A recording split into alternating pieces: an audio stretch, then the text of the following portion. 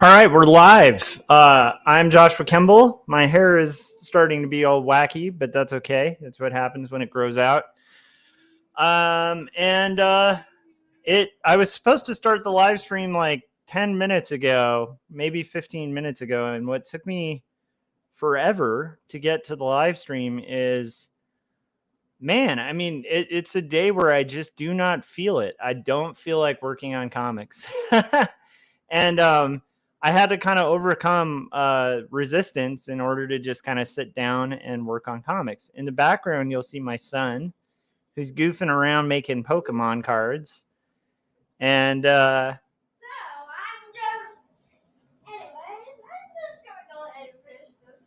he's talking about finishing his cards, so that's cool. And it's daytime during. Are you okay, Ben? Yeah, Okay. Okay, no jumping on the couch, okay? I wasn't jumping. Okay. As you can clearly see in the background. Yeah, that's true. Because I wasn't even there. Okay, so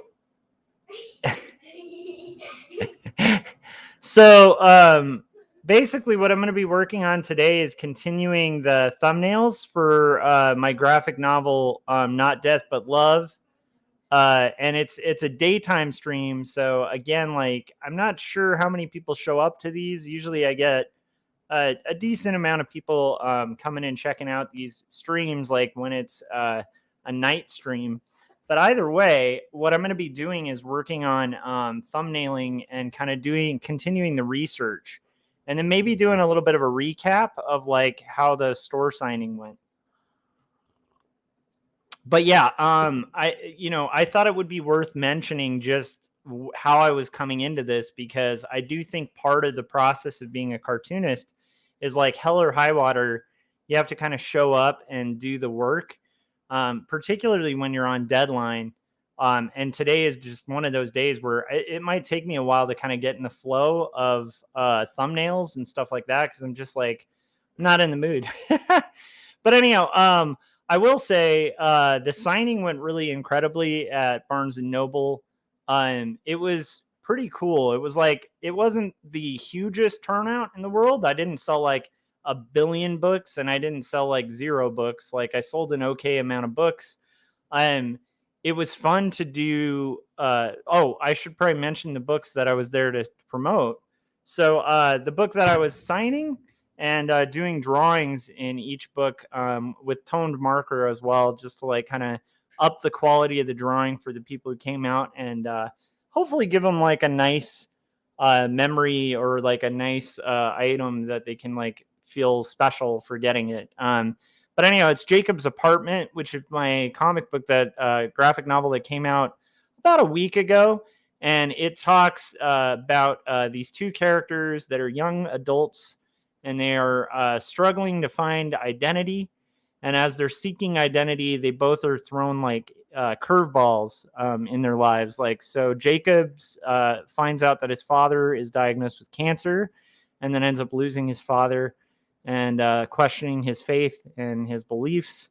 And then Sarah goes through a breakup, and so they're basically, and she's kind of reeling, trying to figure out her identity. And they end up finding connection in their suffering and in their questioning.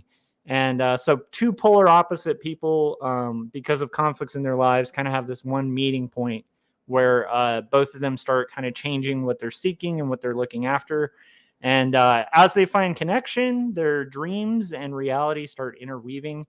And it's a really good book, and it's out through Graphic Mundi. So I'd highly encourage you guys to pick up a copy if you haven't.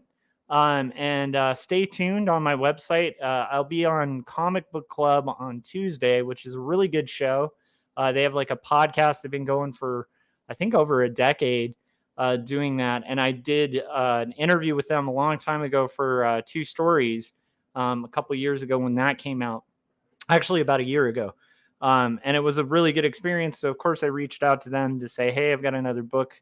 I'd like to be on your show. And they were kind enough to have me. So Monday at 7 p.m. Eastern. So Yeah, so it's going to be like midday kind of thing, but I'm excited about that. That's coming up. The signing went really well. I'll probably talk a little more about that and some thoughts on like in-store signings. Maybe even go over some of the differences between an in-store signing at like a big box chain store like Barnes and Noble versus like the in-stores that I've done for comic book stores or like other stores. Frank just joined and said, "Hey Josh, how's it going, Frank? I hope everything's going well. How are your comics coming along, buddy?" So yeah, so I'm gonna probably recap some of that stuff more in detail, but oh, and I should probably mention also I have another comic book called Two Stories, which is an autobiographical comic that talks about my journey dealing with depression and caregiving for somebody with panic disorder. It's very confessional and definitely like for a bit older of an age range than Jacob's Apartment, which is for 16 and up. This I would say is probably a little bit more for like young adults, like maybe, I don't know, 16 probably wouldn't be too old. But yeah. Oh, and then Frank said he can't stay long. He leaves for church soon. That's cool.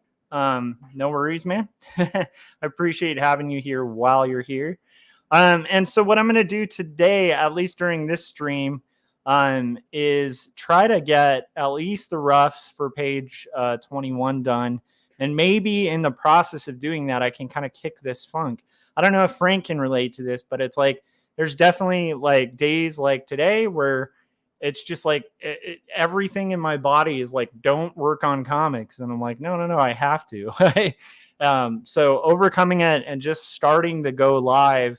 And this is one of the advantages of live stream too, is like just the practice of just pressing start and go live is like forcing me to do some art, because you guys aren't just here to see my me chat. You're here to see some artwork. And so I feel like one of the things I like about this, and I think that like Corey Kerr and I used to do the 48-hour art check too. And I think both kind of serve the purpose of like the second I'm live streaming, it's like I have to overcome resistance and it holds me accountable to like accomplish something. So let's pull up Not Death But Love. So the graphic novel I'm going to be working on, I've done 2 so far. And then my sister and I got a book deal from West Margin Publishing to do a comic book about the Brownings, about Elizabeth Barrett and Robert Barrett Browning, primarily about Elizabeth. And it's called Not Death But Love, the strange supernatural story of Elizabeth Barrett Browning. And we're getting into the good stuff now. We're like ending the very well-trodden territory that has been written about the Brownings. If you guys aren't as familiar with the Brownings, Elizabeth Barrett Browning is one of the quintessential Victorian poets from Europe. Like at the time she was writing, in like about the 1840s to 18 somethings. Like it's definitely at the point in our story, it's like 1850s. I'm not sure the date of like her first published book, but it's like she published a lot of poems. She published translations of poems, and she was very well regarded in her day.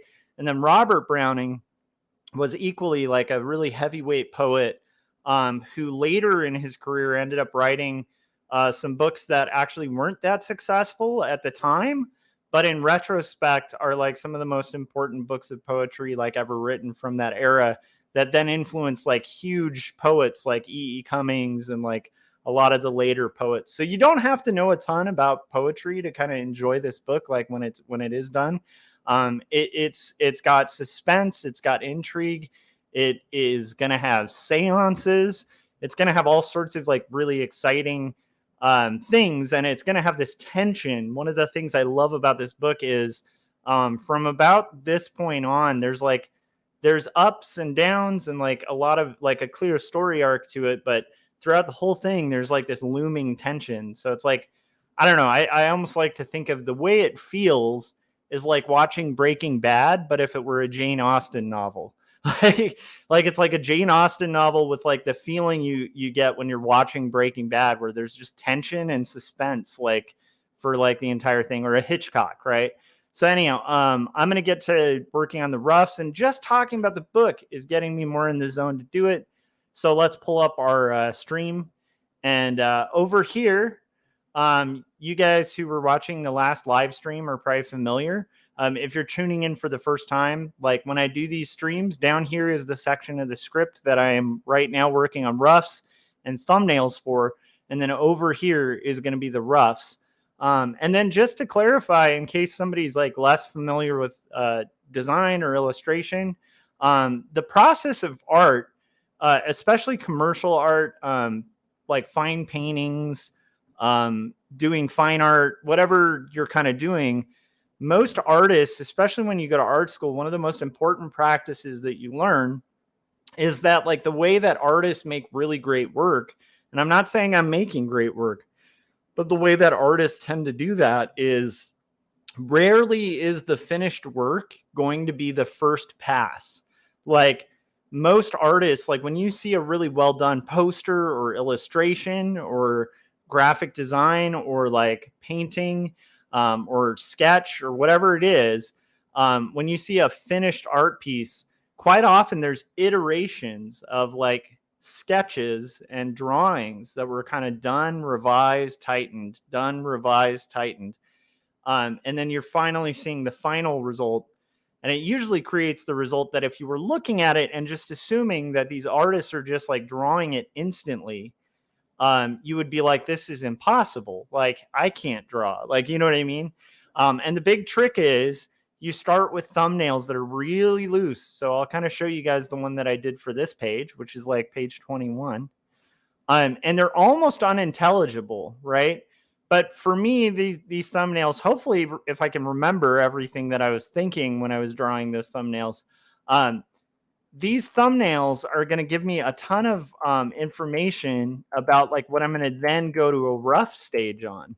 And then once I've roughed out a page, from there, I'm going to go to like a final, which is like a much more developed and nuanced thing. And while I'm working on the rough stage, another thing I'm doing just to kind of cut some of the process from the later half is gathering as much photo reference, especially for historical reference, as possible. So that when it gets to the final pencils, I have all the things, all the information, all the sketching, all the compositional work, all of that's like pre-made. It's all pre-baked into the system so that when it goes to final, I can just focus on making the best thing I can. And then we're good to go to the next page.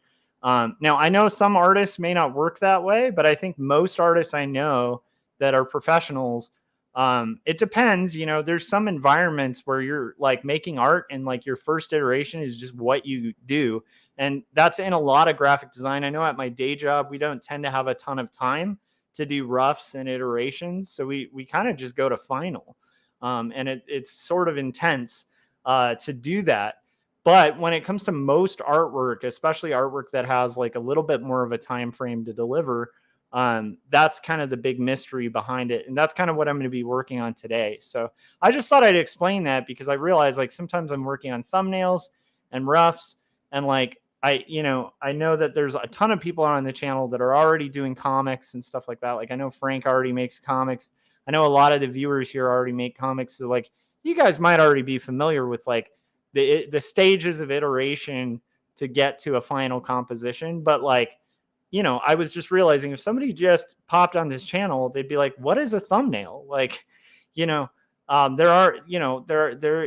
it is possible that somebody may not know what that is. So that's the function and use of a thumbnail and a rough and a little bit of that.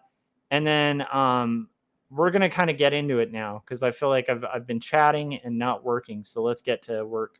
Frank said some really interesting stuff. He said he's doing good. The Captain Goggles and Mask Woman comic is finally going to printing soon. And Tuesday he'll get the digital copy. That's awesome. And then also I think in regard to the resistance I was feeling just before like starting this, he said, yes, overcoming the resistance. And then he said, I made a Captain Courage sketch card for a birthday boy tomorrow. Awesome. And who's the birthday boy? If it's you, Frank, I feel like a jerk for not realizing it. But the Tarako Creative Cast streams tomorrow. It'll be just me and Anna a catch-up stream. That's awesome. And then he also said, I like those borders. Thanks, Frank. All right, so let's get back into it. So this is going to require some research, which is the fun part of this stage. This phase of doing the art is actually pretty exciting when you're working on like a historical fiction book, because this is like where I have to kind of gather some stuff. So just to kind of highlight where we're at, the first panel that we have thumbnailed here is this line: Mr. Moulton Barrett stands behind a desk. He's not standing in this, I know. I thought him sitting would be better. And then it's him reading a letter, close up on top part of the letter. So this next one is going to be the letter. It says, "Dear Papa, as you can have undoubtedly discovered, I am married and will soon travel to Italy with my husband, Robert Browning. I fear you are greatly displeased with me, but know I am well and will write again once we are settled. With the exception of this act, I have submitted the least of your wishes all my life long. Set the life against the act and forgive me." By the way, just what an eloquent like letter writer. And forgive me for the sake of the daughter you once loved, which also establishes just their kind of estranged relationship at this point. So we're copying. I'm copying the contents of this letter, and then we're going to look real quick because there's one thing I want to rule out. I mean, if we can actually find the real letter, that would be cool. I'm not going to give it a ton of time to search, so maybe the letter exists. But I think that would be pretty cool. So what I'm going to do here is like pull up the search, and I'm going to look up the exact contents of the letter and see if that is existing.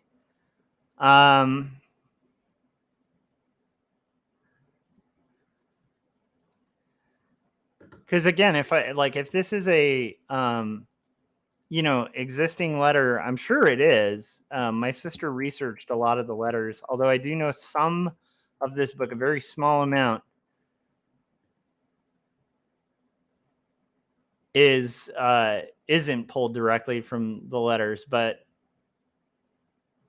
we'll see here if we can kind of find it. And by the way, this is like a group activity, so if you guys are able to find this letter, like the actual letter, that would be really cool. And this might be it. Who knows? And it's crazy. Is like the writing might almost be like hard and unintelligible on this letter if we find the actual letter. So there's that as well, which we're going to have to kind of be aware of, because it's like obviously legibility is going to be over historicity here. But I'm pretty sure, I'm pretty sure we're not going to have that book. These are all just like different potential notes. Dee Dee just joined and sent congrats on your signing. And then I will say thank you. Yeah, it was a really fun experience. Store signings are always weird. Like I think I talked about it, but they're important. And because like I didn't sell like 1 million books, but the people that I met, there were like really cool connections. And I think I've talked about this before, but I think there's something unique about the type of story that I write, because it starts off very vulnerable. And so I think when you open up and you're vulnerable with other people, it like gives them permission to be vulnerable about their own biography and story. And so like if I tell somebody about a comic that's literally like, hey, this is a comic that talks about my dealing with manic depression, or my dealing with like suicidal thoughts, or whatever it is, it's like when I have to be that vulnerable with somebody like from the get-go, people who are interested in that work or empathize with it or have a story of their own, or like talking about a book where a character's father dies of cancer. And then like literally at Barnes and Noble yesterday, one of the people who stopped by my booth, like I think I mentioned this maybe on the last video, but it's like one of the people who stopped by my booth. Her husband was an Imagineer, a very famous Imagineer, and then he had passed away and died of cancer. And then she wanted to get the book for her son because when I described Jacob's kind of dilemma in Jacob's apartment, my book, like she just instantly was like, oh my gosh, like my son is like literally going through that like identity questioning that happens when you lose a father figure. And in that particular scenario, somebody who literally lost their father to cancer, and it was like literally the same cancer that I had lost my father to that had inspired that part of Jacob's apartment. And so point being, like when you're writing really vulnerable work, it makes for like really unique human connections, intimate connections with people that I think otherwise wouldn't really exist. And so that was a really, I know it's like heavy and kind of weird, but it's like, that was a really cool thing. Also, Dee Dee said, ooh, are we researching today? Yes, we are. So I am seeing if I can find what Elizabeth's actual letter looked like. There's a letter here that says, Dear Papa, as you undoubtedly discovered, I am married and will soon travel to Italy with my husband, Robert Browning. And so anyhow, I read the whole thing, so I don't want to repeat it, but we're trying to see if this letter exists. And so I'm seeing if like maybe there's a Google image or something like that of this specific letter from Elizabeth. And I know that, this is probably copied from like a book that is a collection of their letters. That's probably where the writer, Lavner, got this text from. But I'm trying to see like, hey, is there maybe like a scan of the letter? If not, or even if there is, if I can't find it relatively soon, one thing I could do is just look for a letter written by Elizabeth, so at least we can kind of get what her handwriting looked like. So we'll see. And my son is currently making Pokemon cards on an app. So that's what you kind of will hear in the background. Yeah, see, I'm not seeing... I mean, again, this letter may exist, but with the time frame that I have to do this in, let's say Elizabeth Barrett Browning letter. Let's just see if we at least have that, just to kind of get an idea.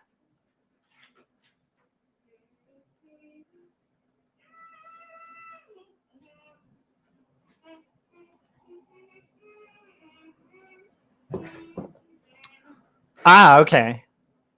So here's one from Elizabeth that's describing a lonely quarantine. And apparently it's for sale. So what I might do is just kind of grab this letter, so at least we can kind of get a look of like the handwriting and then make like an approximation. I think that Dee Dee is sending something through Messenger, so I'm going to check that out too. Oh my goodness.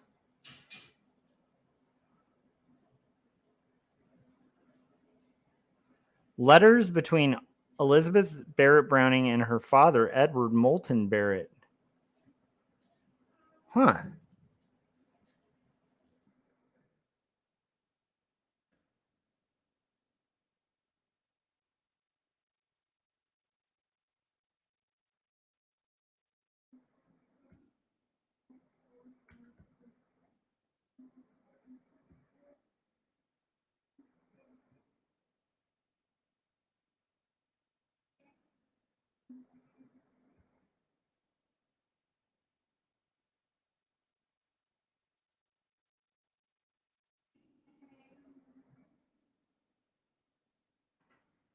So Dee Dee said she found stuff in the British Library. So let's see if what this is. Haha.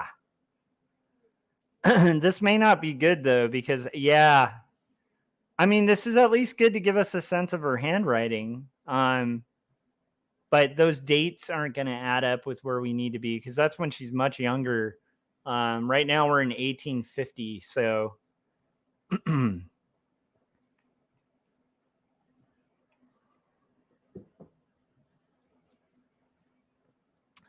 it says starting when Elizabeth was 10 years old. So it's like I think the sense I believe Elizabeth is in like her 40s at this point. Yeah, that would be hilarious. Where Frank was saying there's something about a captain that wears goggles. That would be hilarious if we looked at like an old Elizabeth Barrett Browning and she's like talking about her goggle wearing captain. It's possible. All things are possible. I am going to kind of look at this though to just see. Let's just see like the latest one. You know what's funny is her handwriting is like very similar. Like I know it's weird, but I have cursive that's a little less polished than this, but I might be able to freehand something that would kind of feel a bit like it, but a little more legible. So we'll play with that. I'm definitely not going to use a font. But hey, look at that. This is a really good starting point. So thank you guys. That'll do. I'm just going to have this here so we can we're not going to forge a letter or whatever. The nice thing about, I do think like we need like a cover too, so I can just see the structure with which she was writing the letters.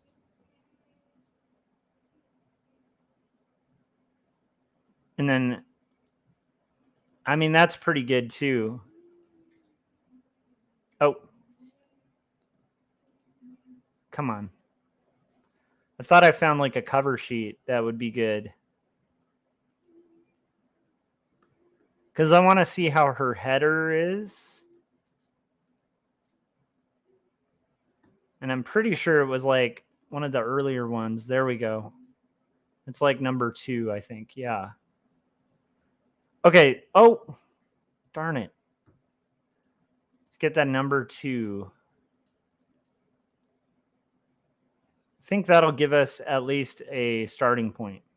So I'm going to, it's a problem because like when I try to do the shortcut for a screen cap, there we go. I got to do it from out of here. Oh, come on.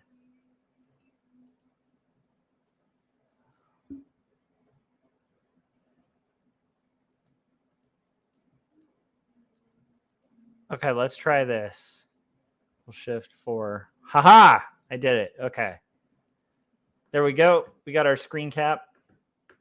That's great. She said there's a zoom option too. Yeah, like so the great thing about the Barretts, like even this whole script was gathered from like they have entire books of their translated letters, which is like where, you know, I don't know the specific ones that my sister was using, although they're going to be on the citations page, I'm sure.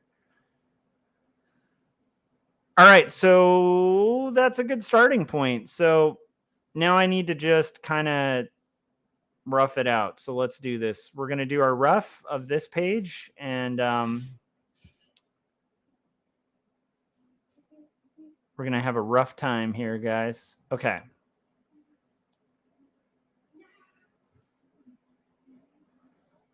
Okay.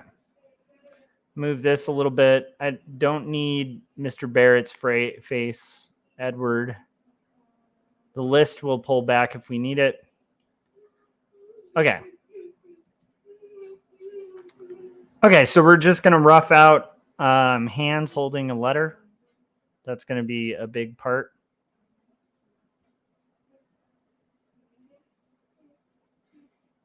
Thank you, guys. Thank you, Dee Dee and Frank, for those things. And I just realized I need to turn off the screen. So there we go. I just realized like I hadn't returned things to the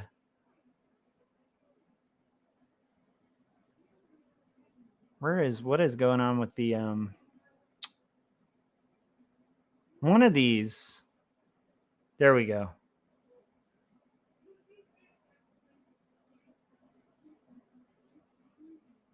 One of these is going to need to be opened a little more. Is that working better? Okay, cool. Yeah, now you guys have a better view of the screen.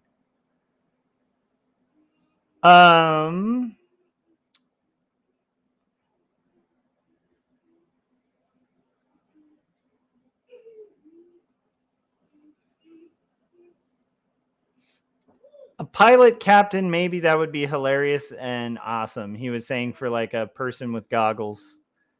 It would be amazing. I think at that point we would just have to say it's like, you know, that would be like an act of God, is like the strange supernatural story of Frank and how he ended up mentioned in 1850s letters. I think that would be a fun book. Frank, maybe you could mock up. I don't want to give you too much stuff to work on, but that would be a fun Captain Goggles thing. Is like, what if you started kind of building out the history of Captain Goggles, but like as if, you know, he's sort of this mysterious figure who's been throughout history. And so like you could kind of add him in like pictures of the Civil War and like, you know, old photographs, like have him kind of just appearing as this figure, the history of Captain Goggles, including one that could be in, you know, Victorian England. But you could kind of like take historical documents and photographs and stuff and then really really build it out. I want him to be almost mad here, so I want like he's almost like his arms are going to be, his hands are going to be like kind of putting pressure on this page.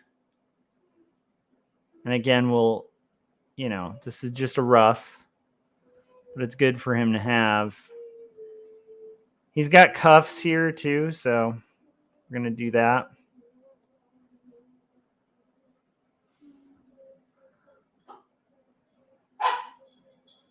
And the dogs may act up in a few minutes because my wife and her sister are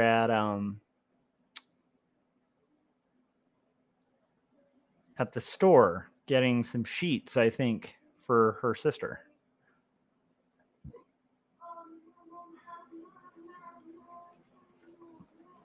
Okay, so now we're going to pull up that.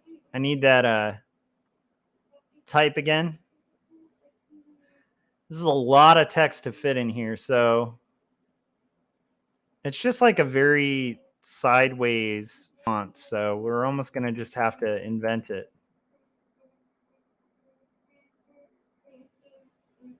Frank said, now I want to make a fantasy comic, My Time Travels. You should. And I think like you just Photoshop, like you could take pictures of yourself as Captain Goggles and like just Photoshop them into like all these different historical settings. And you could write it almost as if it's like, it's not you, it's like a researcher. It needs to be more suede.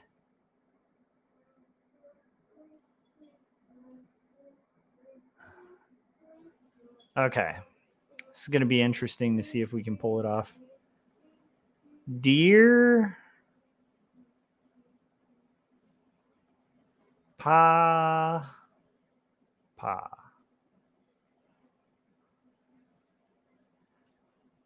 And then there is definitely some like pretty like open type. So we'll just kind of have to do this. Okay. What is her capital A? Okay, yeah. It's like a little as you have undoubtedly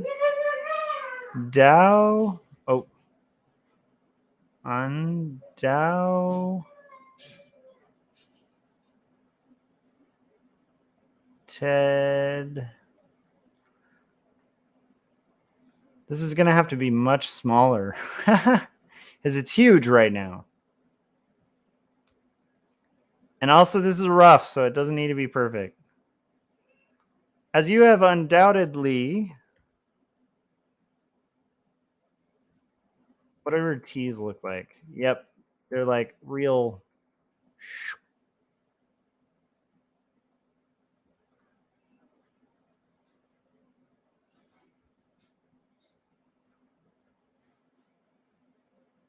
Okay. Undoubted...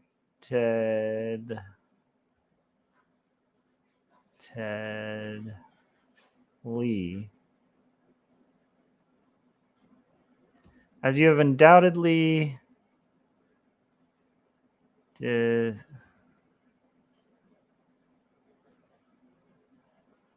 discovered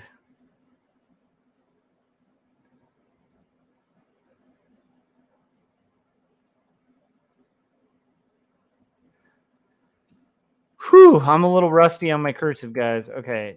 Discovered.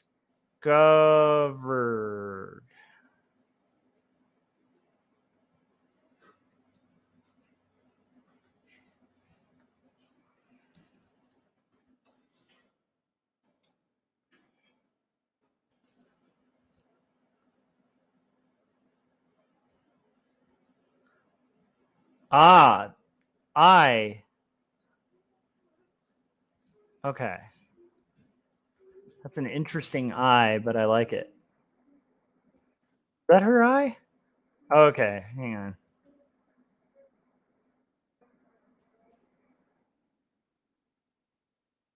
Geez, the penmanship of these people.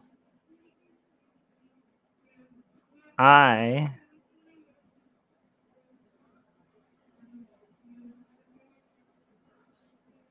There we go.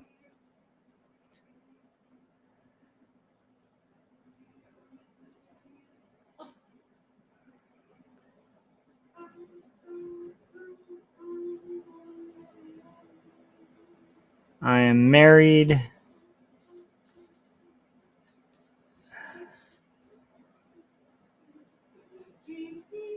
And will soon travel to Italy.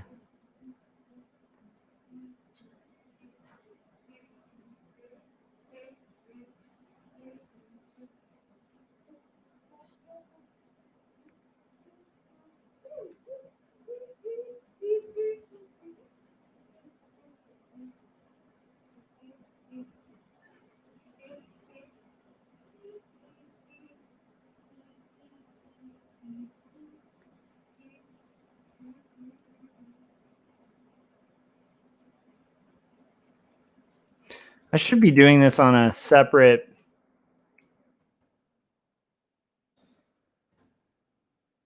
In fact, that's what I'm going to do here, just to make this simpler for like sizing and stuff. So we're going to cut it, and we're going to make this on a separate layer.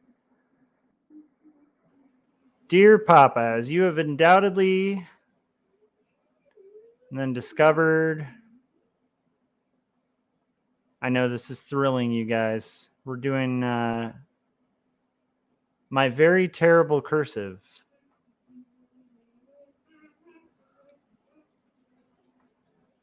And this will actually be helpful because I think that I might use a lot of what I do here on the final,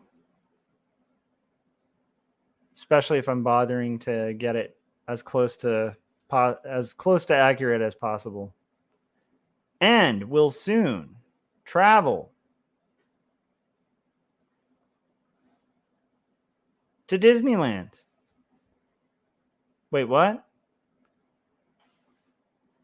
Was Disneyland a thing in Victorian England?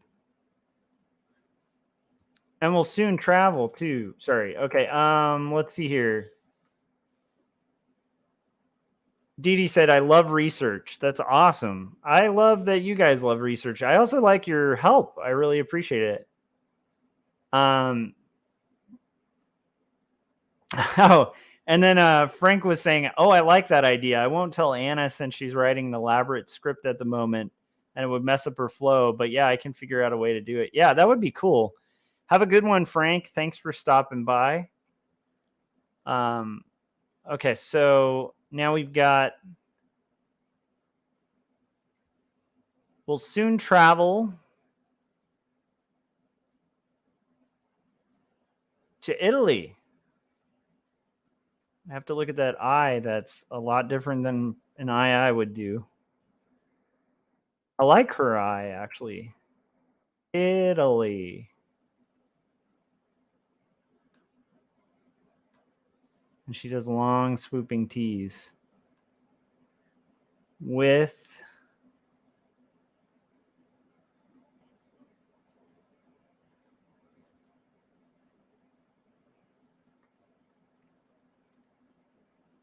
my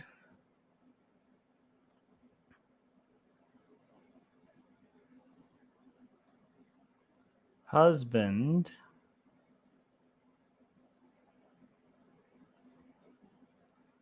Robert.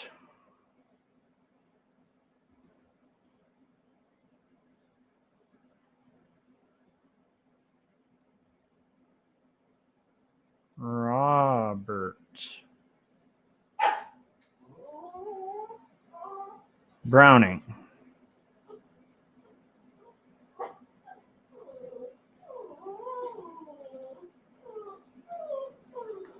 Browning. Wow, that dog is really going for it with the noises, guys. Okay, I fear. Yep, they hear a return. It's the return of the family members.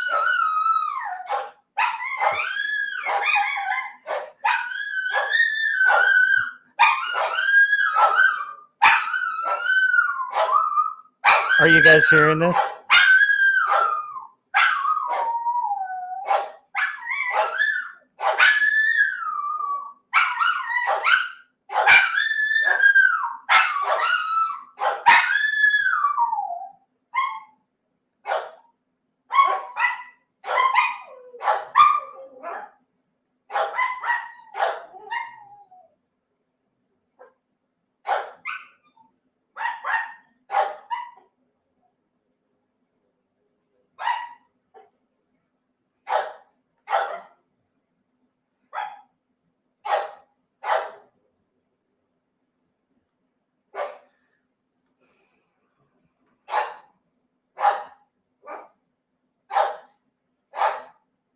So I had heard, this is like from a section in Jacob's apartment where it uses cursive.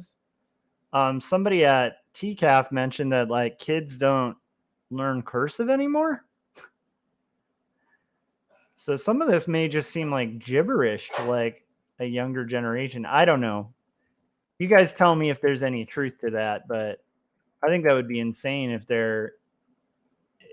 I mean, it wouldn't be insane. I guess it is like a like script like this isn't used a lot, like, but still, it's such a. It's nice for people to have a specific kind of handwriting, you know. Okay, but no, that. Okay, now we're getting to this chunk. I am well. Oh.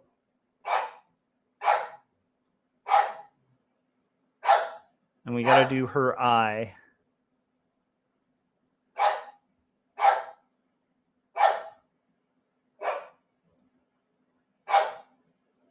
It's hard when you're doing a letter you don't often do in cursive. Like my eyes always look like this, what do my eyes look like? It's been a while. I know that I am well and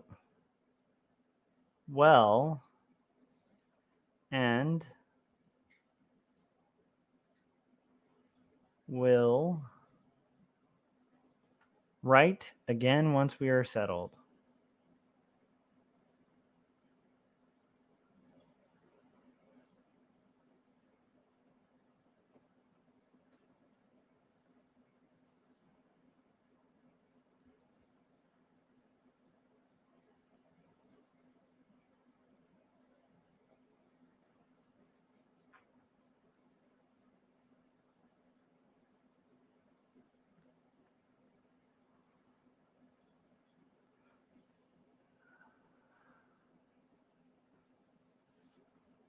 Have you guys heard that though about like cursive not being taught in school anymore?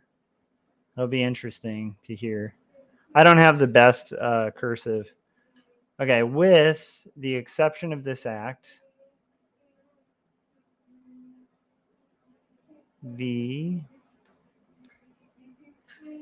exception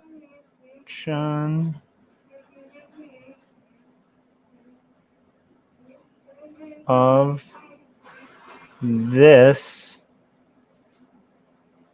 act.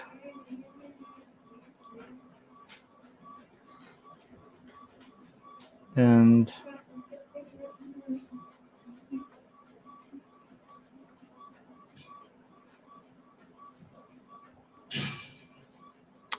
there's some people I know, like my mom, for instance, has like really beautiful handwriting. Mine's always been a little sloppy, but you know, it's okay. I have decent cursive. With the exception of this act, I have submitted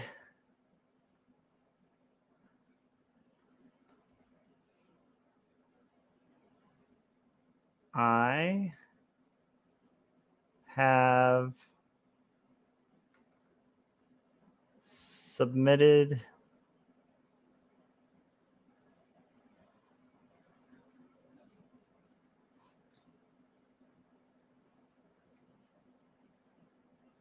to the least of your wishes.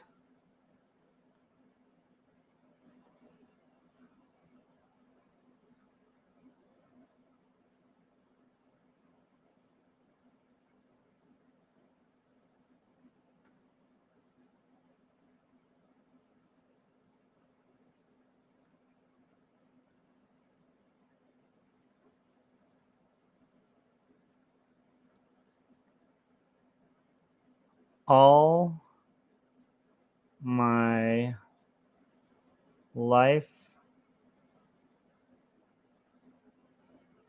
long. All day long on the chase long. Wouldn't that be funny if it actually did say that at the end? It said, I will be sitting all day long on the chaise long. All day long. Okay, set. This is why I could never be a comedian. It's like a joke like that I've been making since the very beginning of this. I would just beat till it was dead. Set the life against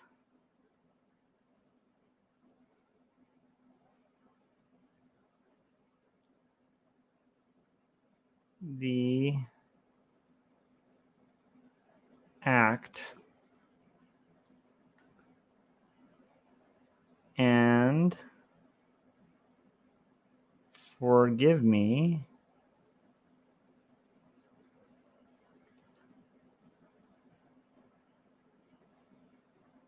for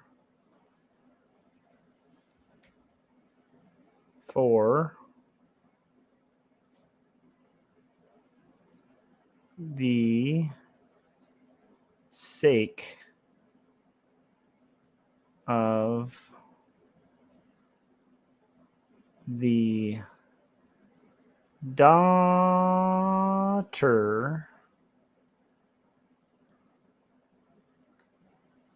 you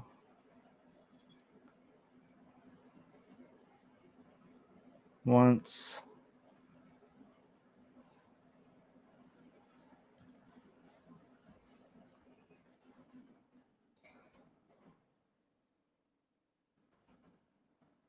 and I'm rusty at cursive. It's a little different too when you're doing it on a Wacom, but once loved. Let's do this again. Okay. Loved.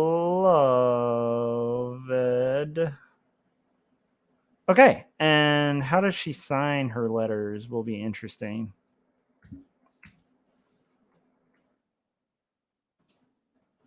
Like, yeah, it's going to be interesting. I feel like one of these had her signature. Okay. We'll get there. We'll get there, guys. Whoa.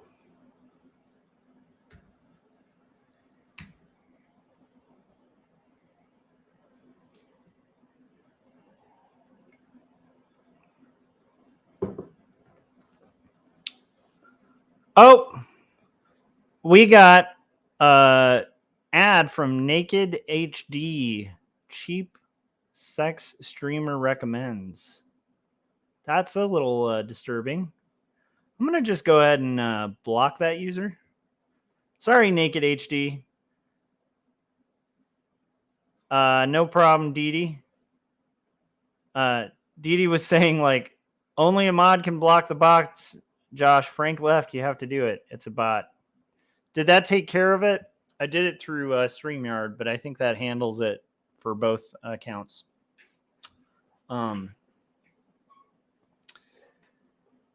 Exciting stuff, though. Dee Dee said they came to all the live streams. Yeah, it makes sense. Well, I mean, good on you, Naked HD XYZ. That was I believe that was already done. Yeah, it's already removed though, right, Dee Dee? Because I think I did on StreamYard, but I'm guessing that'll be on the stream on YouTube as well.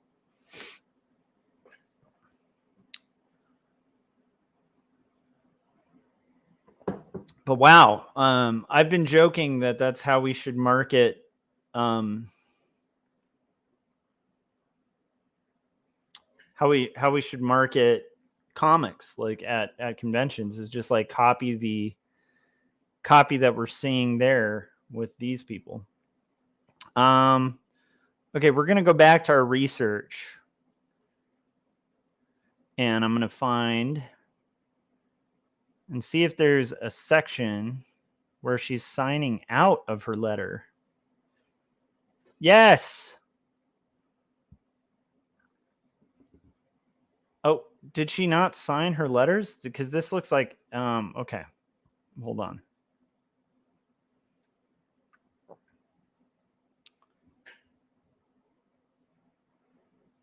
I like this. I'm going to go ahead and assume that that's kind of for Elizabeth. So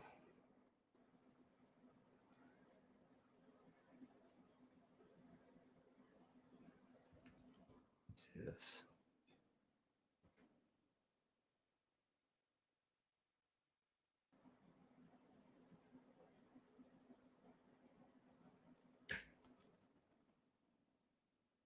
Cool.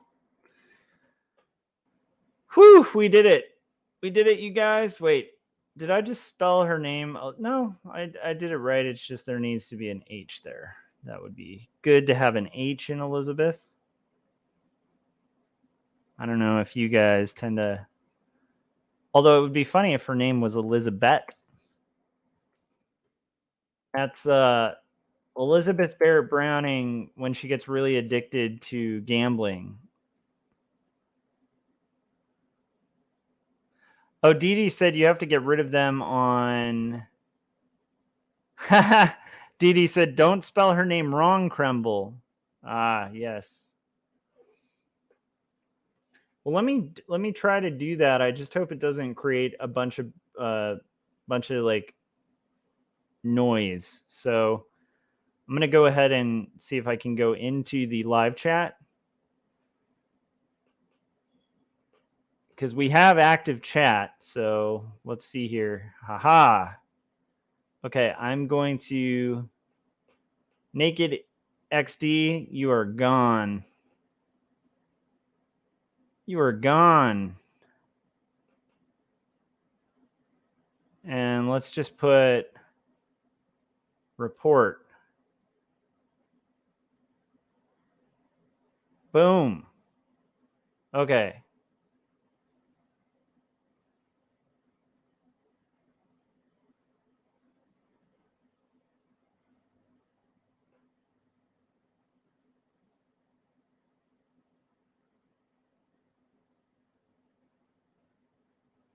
Okay, I think that took care of it, Dee Dee. I'm going to see if that managed. If you refresh the chats, you let me know. But I think we got it right. I also really love this joke. I'm going to highlight that. Kemble. Okay. I just realized I have left that on, so let's get rid of that. So we did our sign off as Elizabeth. And we're good to rock and roll.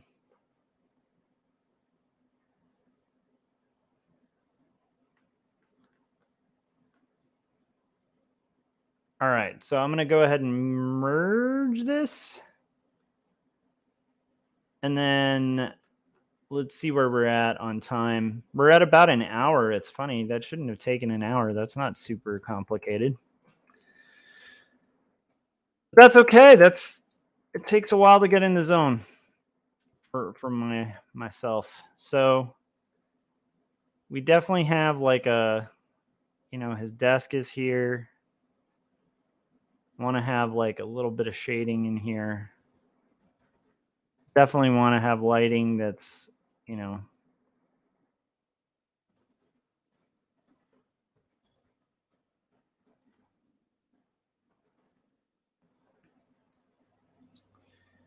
we're going to have, this is going to get pretty dark down here.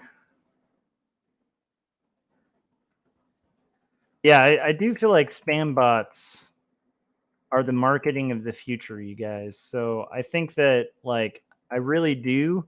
At some point, I almost feel like it would be fun to just write down what the spam bots on YouTube say, and then, like, literally just make a comic that's all the spam bot content. Like, it wouldn't even have to, maybe the content of the comic wouldn't even have to be like, directly informed by it, but it's just like, it could be like a comic that has nothing to do with the spam bot contents, but then all of the dialogue or whatever, it's like, just a sequence, like an old romance comic, but all of the dialogue is just like spam bot comments, and all the characters could be named like the name of like those spam accounts. I think that would be amazing. Okay, so merge down. Woohoo! We're getting there, you guys. And we're at the hour mark, so guess what that means? That means it's time for the trailer for Jacob's Apartment, my book. So I'm going to go ahead and put on that trailer. I'm going to get a refill of coffee. I hope you guys are enjoying the show so far. And, Dee Dee said we deal with the spam bot all at the same time. Well, that's good to know. All right, so that spam bot is just getting around. He is not a friendly spam bot. All right, so we're going to go ahead and put the trailer for Jacob's Apartment on, and then I'll be back to get the rougher panel, the second panel or third panel done. Woo! Okay, here we go. Jacob's Apartment trailer out in bookstores everywhere as we speak.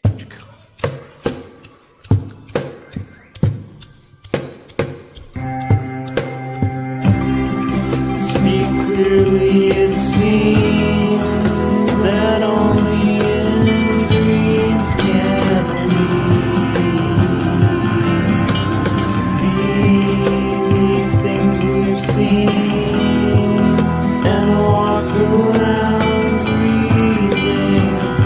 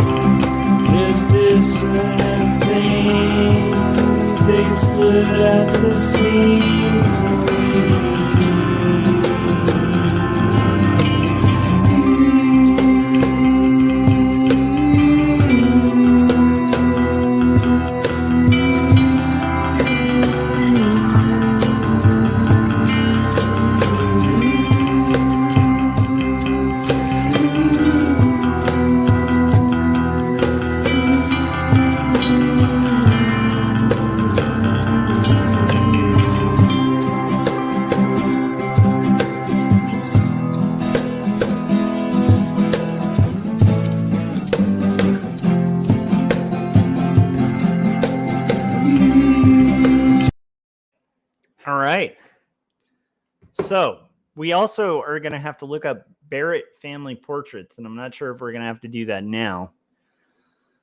So if you guys are paying attention, playing along, let me know if you find the Barrett family portrait. In the meantime, let's see. Okay, Mr. Moulton Barrett marches angrily into the hallway where a row of family portraits hangs. Whew. All right, so we're gonna do. I think we already found like a hallway. I found a really good hallway from that era. Where was it? That's Moulton. That's good. We're going to need Ed's face. And I liked this hallway. Kind of like it. It's very creepy looking.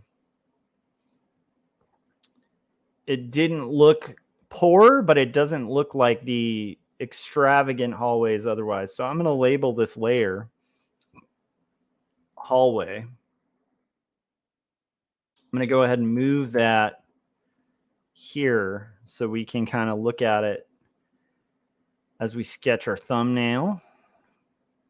I do like that ornate kind of hallway frame too. It's very cool. And I even like the tile. I might even say that like this part of the house is going to have that like triangular tile. What's going to be great is when we get into later areas, like there's a house called Casa Guidi that is like it's like a flat and so that is going to be cool because there's a ton of references that exist. I think even virtual tours of it are online, so that's cool. Who do you need? I need the Barrett. Sorry, the Barrett family portraits. I'm going to look to see, and one of them is going to be of Elizabeth, which I can probably pick any portrait, but preferably it'd be one of like Elizabeth Barrett before she's Elizabeth Barrett Browning. So I'm going to start looking, and if you guys want to fire up your research guns and start looking for Barrett family portraits, like do we have the family portraits of the Barretts? I'm guessing her dad, we probably don't have a portrait of him, but maybe of his family. So let's see. Robert Edward Moulton. Edward Barrett Moulton Barrett. How many Barretts do you need there? Family. Oh, Dee Dee might have hit it up there.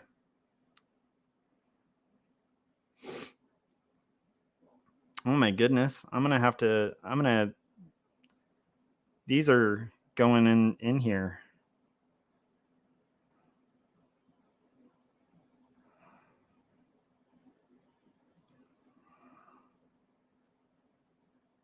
This is a really old one of her of Edward. That's good. Very young Edward Moulton Barrett.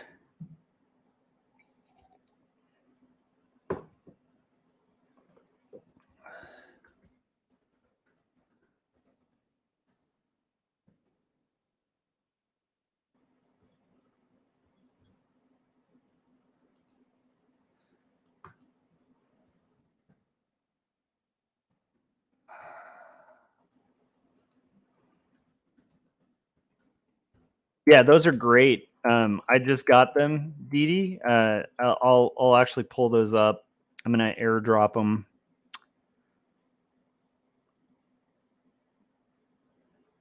I have to say, like, the future is pretty awesome. Like,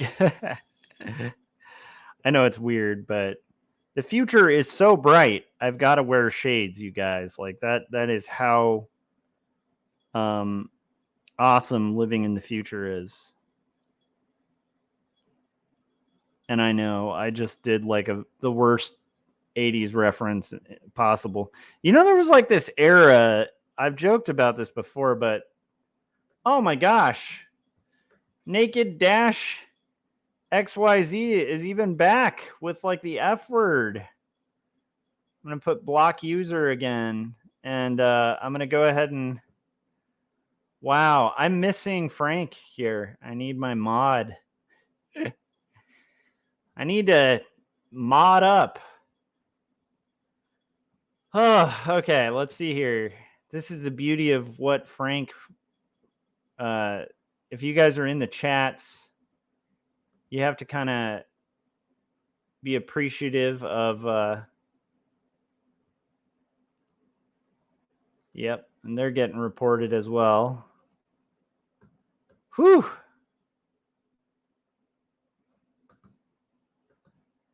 And we're just gonna do remove.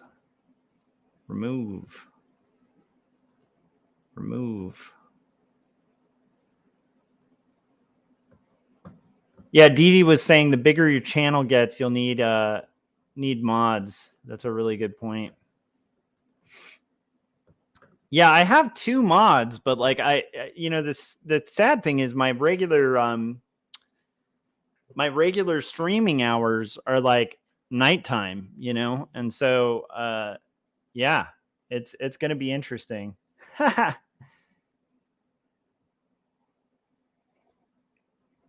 2 more pictures. Oh my goodness.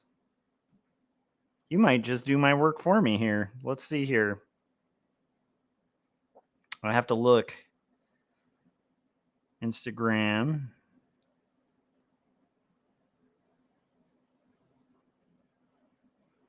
Oh my gosh, these are great. I gotta say, like, Dee, you are the queen of research. You're saving me a lot of work here, so I really appreciate it. Oh, there's another.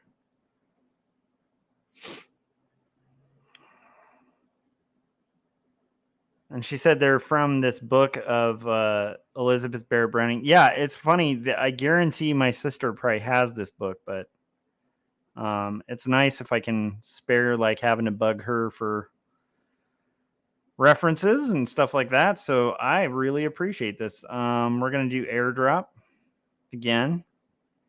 I'm just airdropping all these images. Sorry for the pause on the research. It's just that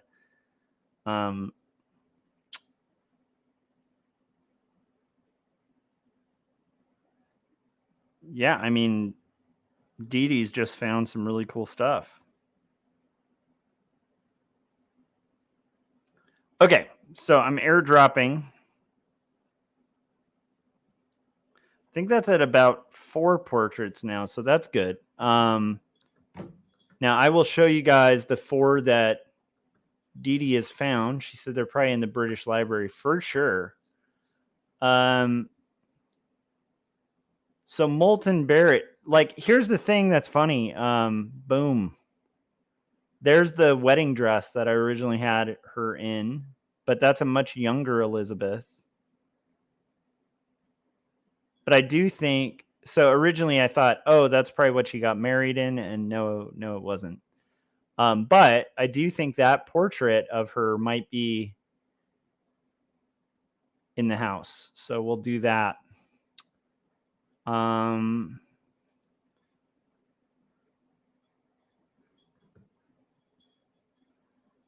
And it could actually be better to have it be something like this one, but I think this one's actually in the book later on.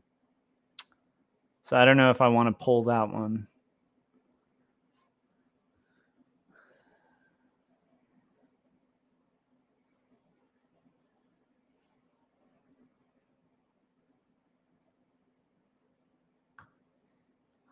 Let's just look up young Elizabeth Barrett.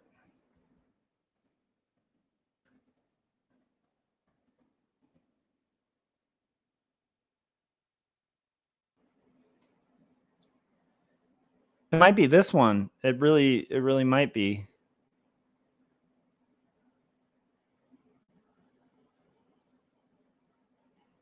That's Queen Victoria, though. Okay, I think that was the mistake I made last time, was that I had wound up with Queen Victoria rather than Elizabeth, which was a clear mistake on my part.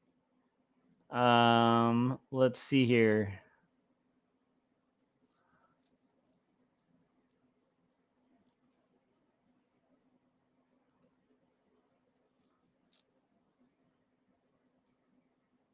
Very creepy young Elizabeth I.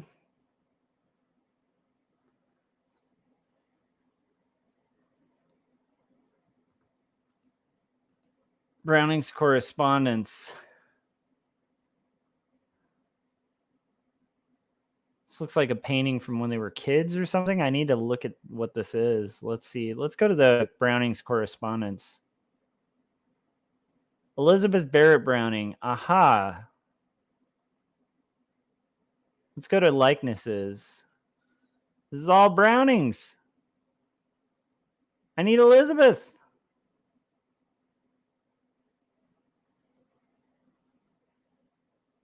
Ah, this is good. This is a family portrait. This is Elizabeth held by her father. Yeah, the Browning's correspondence is great references here. These are like pastel drawing.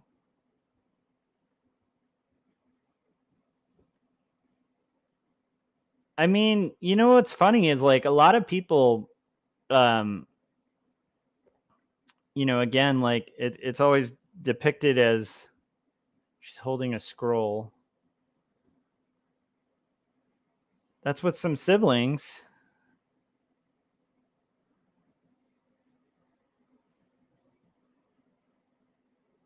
And it was commissioned by her mom.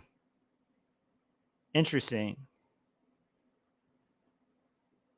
Some of these are going to be letters. What would be the portrait he rips down is a question. Aged about 20. This looks more recent. That almost looks like a good one. I want to show you guys the other ones too that Dee Dee found because they're amazing. They're kind of awesome sauce, you know? Oh, these are great. These old Victorian silhouettes. I'm going to keep this just for later reference because that might be kind of cool for something else.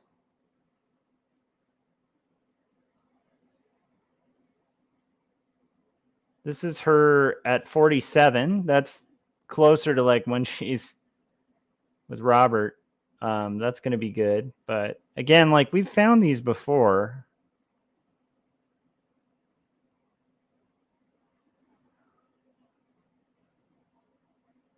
That's her at 53. You know, not a bad looking 53-year-old, you know? And then these are great. These sculptures, like this one in particular, I've referenced a ton. A ton. Okay. This is her in a different kind of room.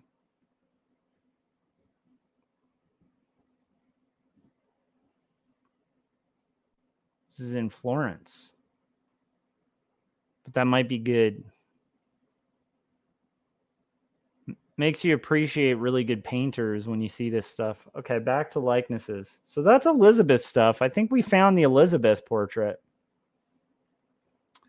Do we have the Barretts?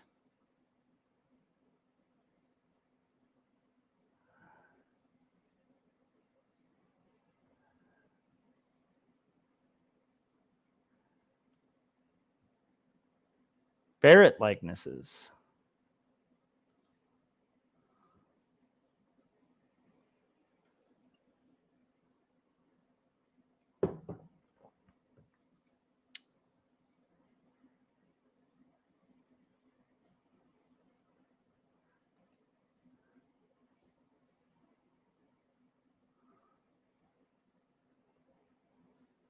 This is in a different language. All right. You know what? I think for the sake of time, I think we found enough. So let me show you guys some of the stuff that very kindly was sort of provided by Dee Dee,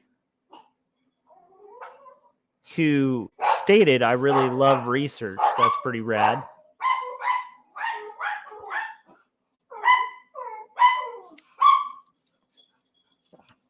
Dee Dee definitely has a talent for that research.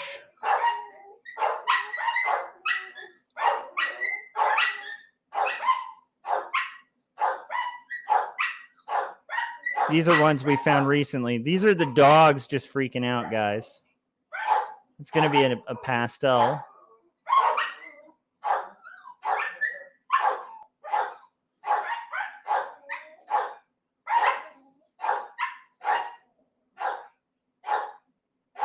Definitely not Queen Victoria. Oh, here's the actual pastel in color. Or maybe that's the final painting. Man, Sunday afternoon streams get pretty loud. So we're going to go ahead and get rid of that one. Strange portraits.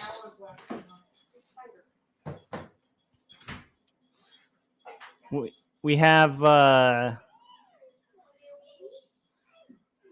Elizabeth's mother. This might be one of the portraits. That's Elizabeth's mom. I'm going to label this EBB mom. I'm going to label this one. So these ones that I'm showing right now are the ones Dee Dee found.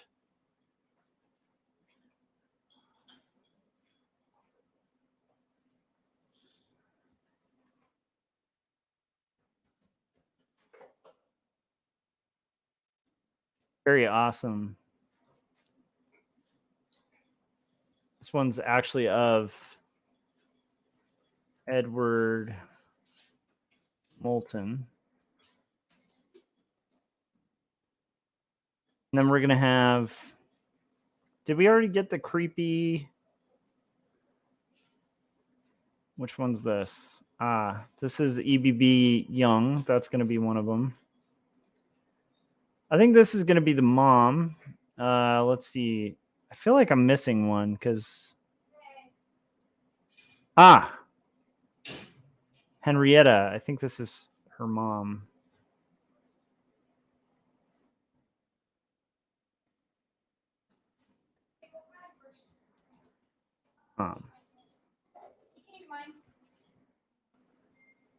And we've got this.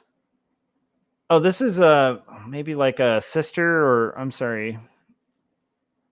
Oh, this is a young mom before her marriage. This one is Henrietta.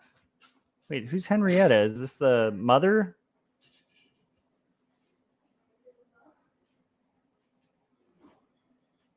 Oh my goodness.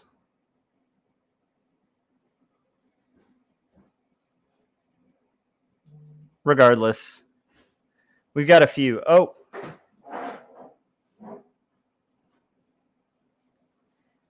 Yeah, and then yeah, that's awesome. I'm doing that right now, baby. She Dee Dee also sent one that's a Christmas Eve Victorian portrait, but that's of Robert and Elizabeth. And we're trying to get a portrait that would have been pre-Robert. So, okay. I'm going to scale my portraits. I'm going to pick a few portraits that are going to be the ones on the wall. I'm going to probably have like these kind of side by side. I don't know if you guys have seen on my channel, but I actually did some creepy Victorian portraits of my own family, of my wife and my kid, a couple years back. And that was super fun. I've always wanted to have some just creepy Victorian portraits. So these are going to be some family portraits that we'll have.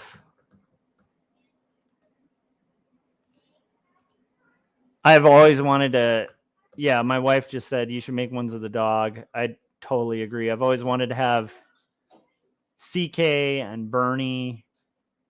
And even Scotch would be hilarious in there. Yeah. Little monocle or something. I think CK would be ideal because you want a pug. I feel like this portrait of her writing would be the one that's getting pulled down. The problem is she doesn't look like Elizabeth that much in it.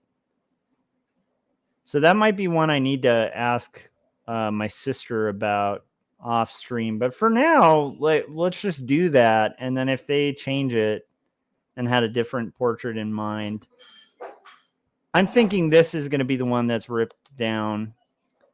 So right now we have a good portrait haul's worth of stuff. That's going to be the one of Elizabeth that gets ripped down.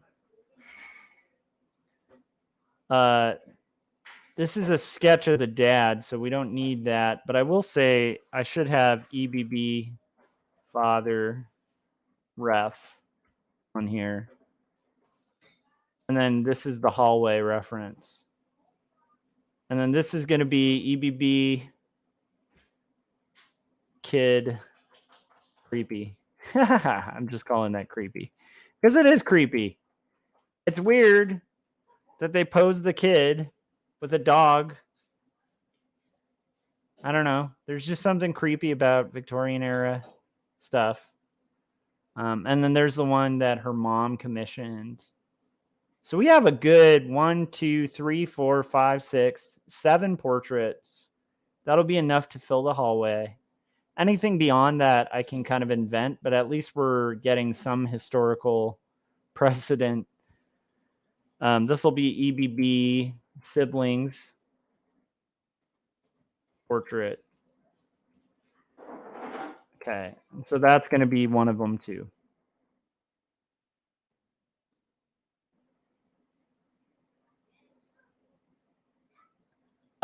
Dee Dee said those were really cool in regards to like the creepy Victorian haunted mansion portraits I did. She said those were very cool. Yeah, I really would love to have the time. Maybe that'll be the one little painting thing I do. Yeah, let's place that file. Sure. Okay. And now I'm going to look at my thumbnail, which is basically the dad. Let's get back to our thumbnail if we haven't lost it entirely. What are these other images? Okay, that's just more. That's her sister. That's okay. So the study, we've got that. Okay. Oh, here's my thumbnail. So I'm going to move my thumbnail over just a little bit so I get an accurate sketch. And I'm going to put on the trailer for 2 stories. Yeah, she said, well, you aren't putting names in them. Yeah, it's just like you want it for, like, to me, this is for like a history nerd. I want it to like have some kind of semblance of being the thing. But I would think that we're going to have like young Edward next to Mary Graham Clark before her marriage. That kind of thing. And we're gonna go ahead and oh, she sent one more.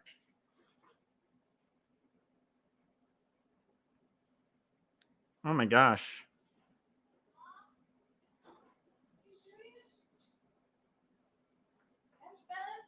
That's pretty cool. That's more of a photograph though, so but I do like that. These are all really good. Okay. So you guys, I'm going to put on the thank you, Dee Dee. Those are awesome. I'm going to put on the trailer for 2 stories. And then we'll get to sketching out this rough. We've found a bunch of stuff that I think is enough to go with. And like the beauty of this kind of thing is we could probably get more and more, but we're going to call it and do the rough.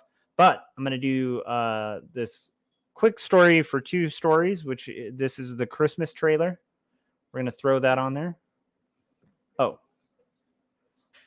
Christmas trailer, Christmas time. Okay, here you go, guys.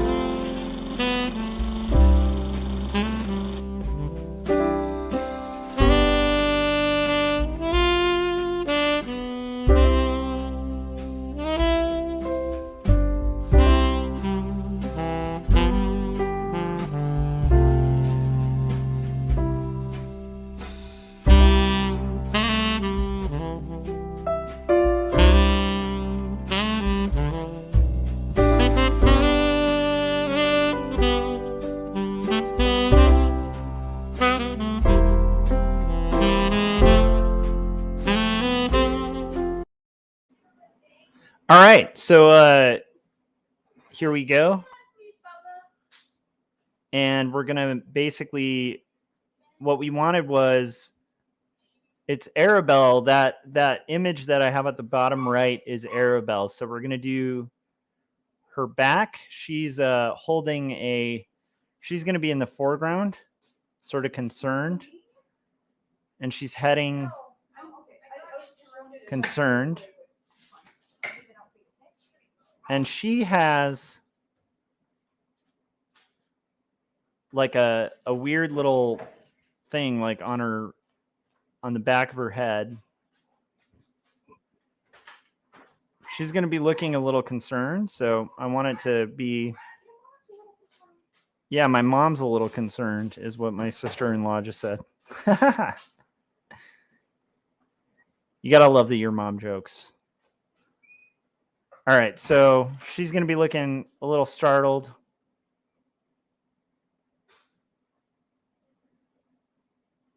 And we're going to just have like the locks of crazy hair that are very like, the one thing I will tell you guys about the Barretts, they got like some massive, thick, curly hair is all I'm saying, which is pretty rad. All right. But very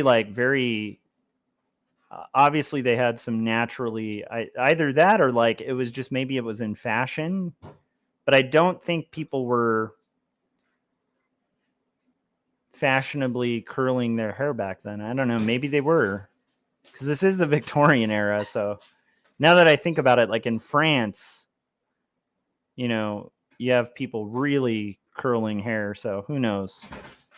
So this is going to be her. She's got like this really crazy kind of thing, but I want her posture to be kind of like,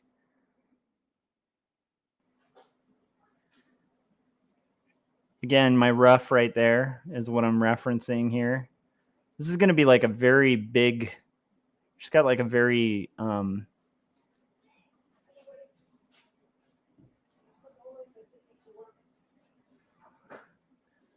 and her hand is going to be sort of grasping a handkerchief. And she is moving. She's kind of rushing to keep track of her father. So we're going to have, this is a rough. It's tighter than the thumbnail. She also is huge here. So we might shrink down this ginormous, like it is a baggy thing, but I don't want her to seem like a giant. That would be good to not have a giant. I don't know. You guys can tell me. Maybe in an alternate universe, she is a giant. Maybe she comes from the land of giants. So there we go. And we're going to have this sort of trailing off.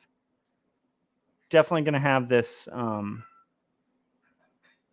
sort of Victorian looking thing here, and it looks like there is some kind of belt.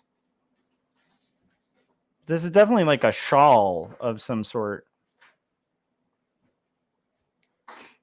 So, and we're gonna have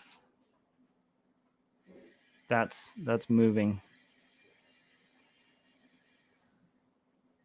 So there we go. We've got her in the foreground. I think she's maybe a little too small now, so maybe we'll move her just a little bit. Again, this is the beauty of roughs. And I like the idea of her being a little more dynamic. So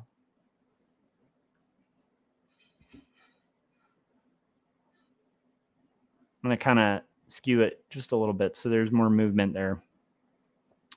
Woohoo! Okay, so Arabella, her father is storming the Capitol building right now. He's so mad. Okay, so here he goes. He's stomping. He has his jacket. It's going to be like a big old jacket. And I want him in like almost a cartoonish pose here. But I like the idea of, I think before when I did the rough, we had kind of a,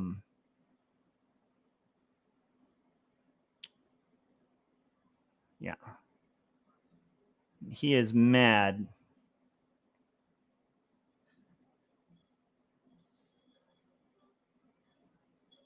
So the Barnes & Noble signing was really cool. I'm trying to set up another one, and I'll let you guys know if that happens. I reached out to the Grove, and so I know that a while ago I had talked to them in person, and this is like when everything was shut down. So they weren't doing in-persons, but I noticed that in-person events seem to have come back, so I'm going to see if I can set one up for the Grove that's like closer to LA for like friends who are a little more in the LA area. So I'll let you guys know if that ends up happening. And then I also reached out to press to see if they had an article, like if they wanted to feature for an article. And I'll just continue to kind of do that. I just have to remember to stay on top of that. That's one of the tough things about promoting books. I also realized I made a sequential error here with the dad's storming because, oh, maybe I didn't. Never mind. That actually makes sense. His leg would be slightly up. So he's going to have probably like the weird thing about legs at this point is not legs, but the there's kind of a strange thing with the shoes at the time. They're like very long shoes.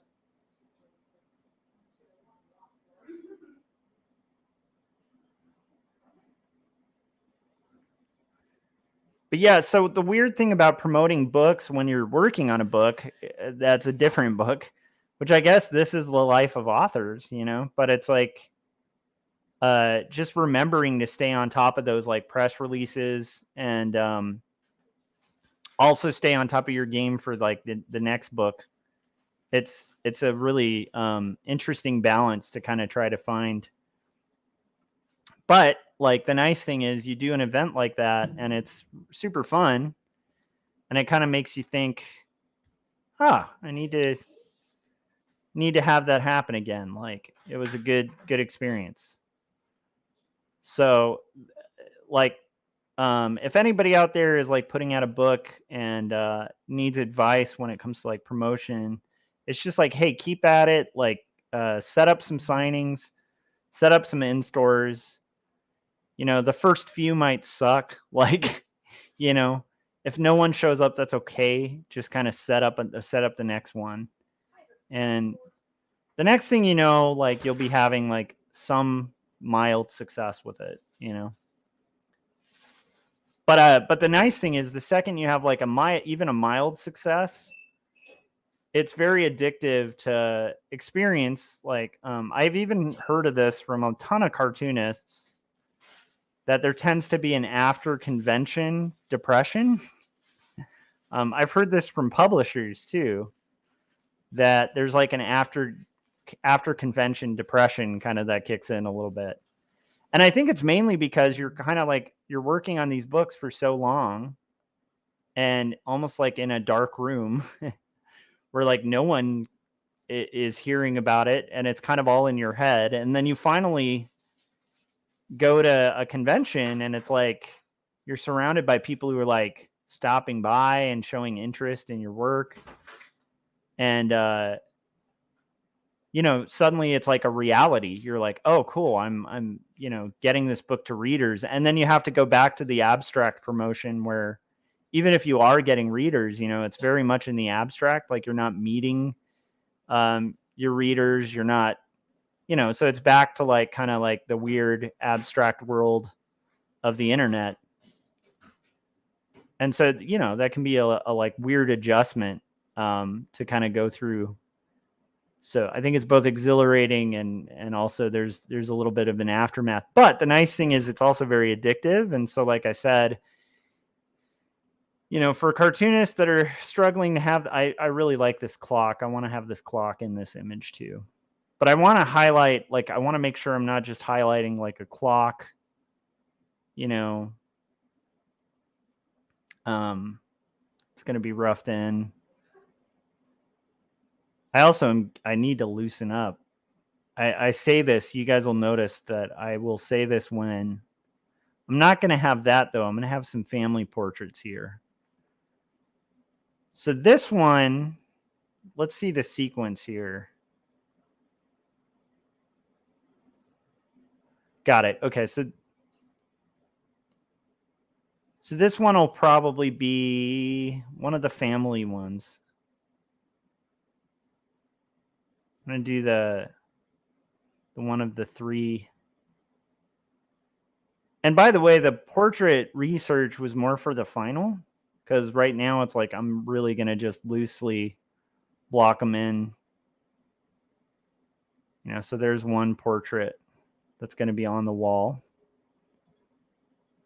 I love being able to see the wood of the ceiling here, and I think that's really a nice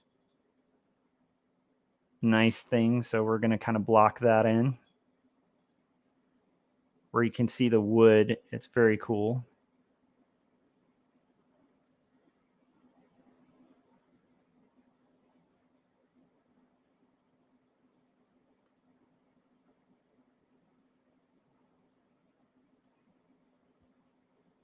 Even back here will be another kind of thing. Okay, so we have him. I like the idea of doing this diamond pattern. I really dig that.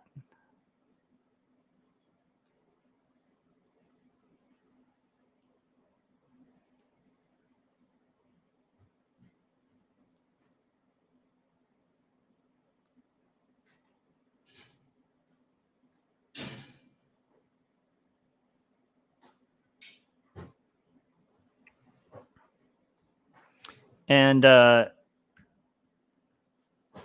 Josh Clover said, just wanted to drop by and say hi. Don't want to ruin your flow. Don't worry, man. You're not.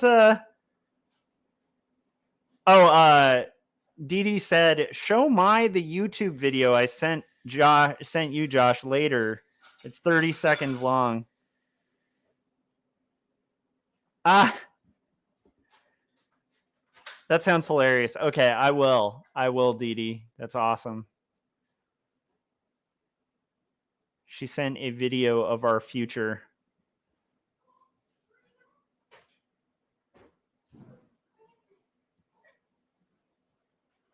I'm going to guess it has something to do with becoming historically obsessed with something.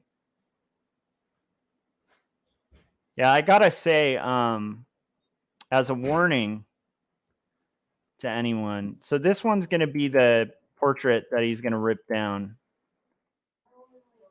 We're establishing that. But I promise, Dee Dee, I will show that video once I am done with the rough of this page. Because I'm guessing once I'm done with this rough, I will need to break and eat. That's my guess. Either that is going to happen, or I just will suddenly develop super inhuman powers and not have the need to eat. But I'm kind of guessing that's not going to happen. I think I will need to break and get food. Josh said, "Flow wrecked." No, not at all, dude. It's good to hear from you, buddy. So Josh Clover, good friend. I've known that guy since. Holy crap, Josh! How long have we known each other?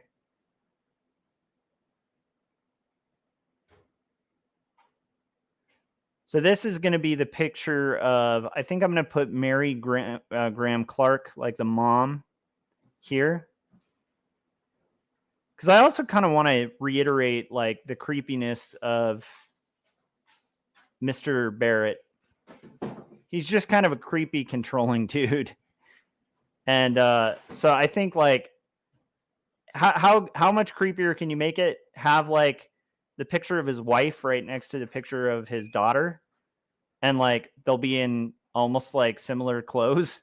Because if you look at Mary there, and then you look at the daughter, like they're wearing like almost the same outfit. So that'll kind of reinforce some unspoken creepiness.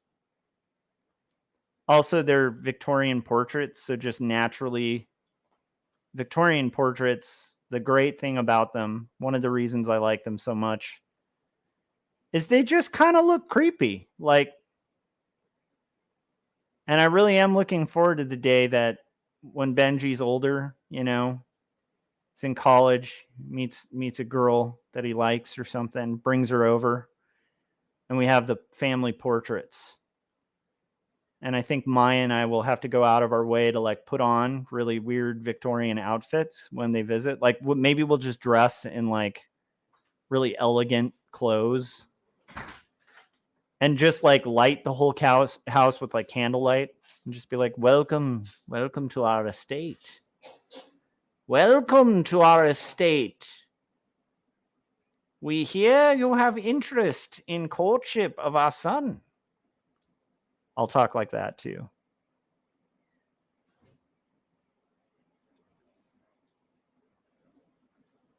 Yeah, so Josh said, yeah, we've known each other since like 1995. So I think that's about when we met. I think that's pretty accurate, Josh. So yeah, since we were very young, we were young lads when we first met. So yeah. How is life, dude? I hope it's good. Don't have to get too into it. But share what you will. How's life? What's your social security number and address? You know, just basic stuff that is really great to share on the internet. I'm joking, by the way, Josh. I know Josh is street savvy enough not to do that. That would be really tragic if he's like, well, I trust Josh, so I'm going to put that all online out in the wild open of the internet on a chat forum that was just invaded for a brief bit by a porn spam bot. That would be a safe move.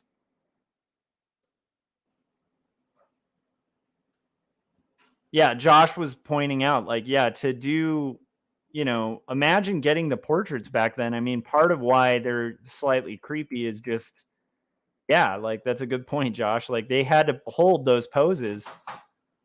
Like, imagine me having to illustrate this book back in, like, the Victorian era. I mean, everyone in my life would hate me because they'd, like, even now, like, getting photo reference, you know, it sucks. It sucks for like the people in your life who, you know, luckily volunteer to do the photo reference. It's hard to do. Can you imagine, you know, being a poor artist's friend back then where they're just like, hey, could you like hold that pose for like, hey, why don't you come over and have a beer? Just hold a pose for about 5 hours, you know.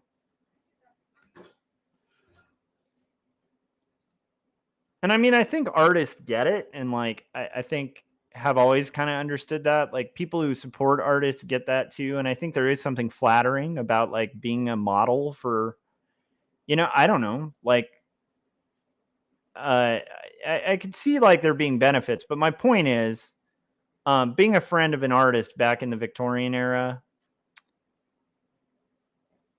Then again, I guess like photographs were really expensive, and like if you wanted to like commemorate something, like maybe it's a great honor, you know. Yeah, that's true. Which is worse, being the friend that has to hold the pose for 10 hours, or the friend who's friends with a bunch of artists who the artists are just like, you know, you're kind of offering up. You're like, dude, I'll pose, and they're like, nah, it's okay, bud. And it's like, but I hear you need models. Like, I'll pose, and it's like, nah, it's cool. We'll pass. That's a good point. That was brought up by my wife as like that would probably be the worst of the two scenarios. Josh said, life is good, married and happy. I met Michelle back in HB. Yeah.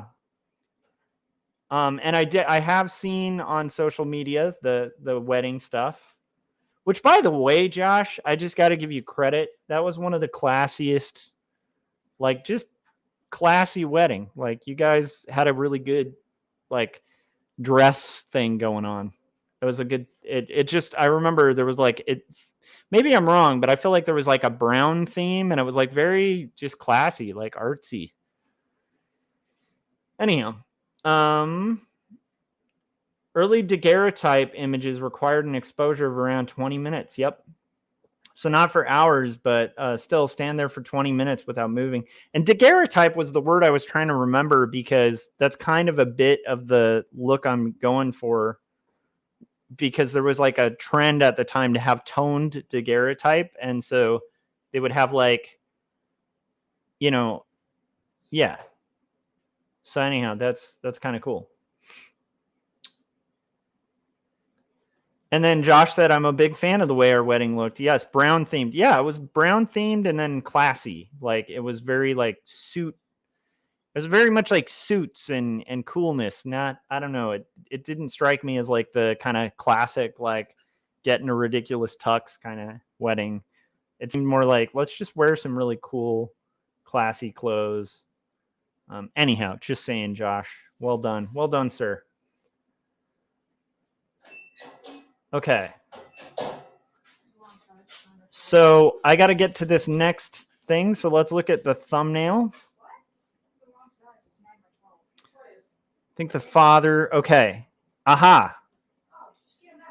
This next thumb is pretty easy. Okay. Easy peasy. We need to do. Let's get back to our rough stage. Rough page. Okay.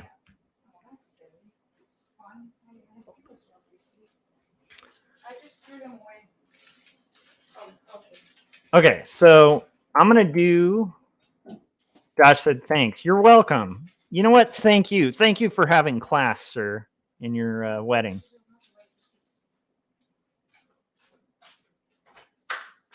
I feel like that was a pretty aggressive thank you, too, where it's like, thank me? Thank you. All right, so here we go. I'm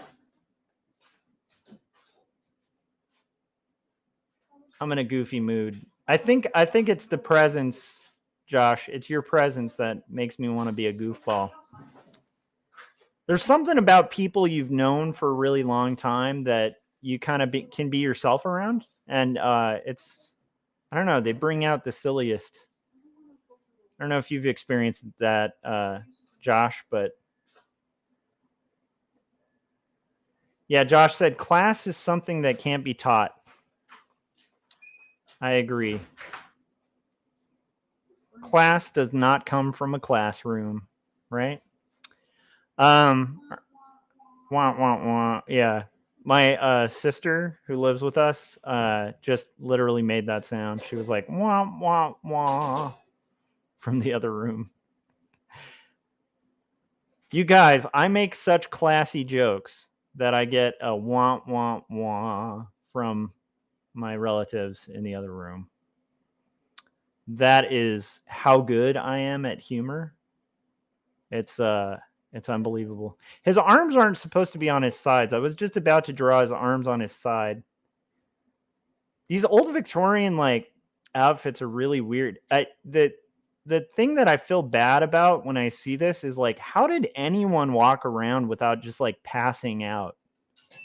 I mean, it's just like layer upon layer of these just like thick, crazy outfits. And then you think it's like England, but like imagine England on like a hot summer day when it's like, you know, just because England gets cold, yes, but they also have humidity. And so imagine like a humid, muggy day in England with a bunch of Victorians walking around in this like, you know, protective shield they were having to wear. Especially the women, right? Like where I don't think they're allowed to like show ankles.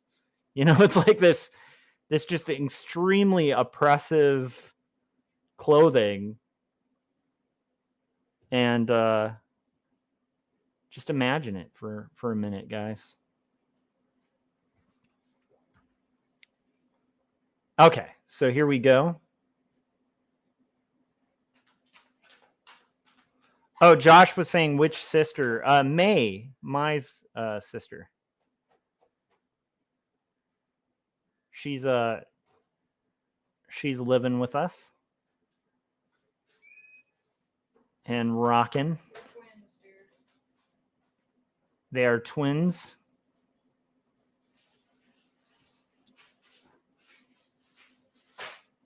And their social security numbers are... No, I'm just kidding.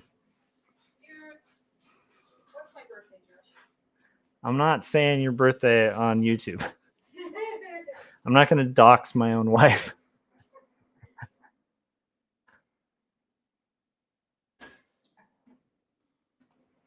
All right, so now my wife is like tempting me to dox her. She's like, "What's my phone number?" I'm like, "I don't think you want me to say that on YouTube." You don't know my social security number.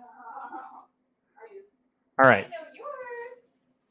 that's a fair point. I probably couldn't. I am really bad with numbers, so I'm the one that has to like call the doctors and stuff like that to make sense. yeah. All right, so we have him stopping. He's got his letter dropped here. He's just... Arms are going to be a little higher. Head's going to be a little wider. We're just kind of doing a rough here, guys. A rough sketch.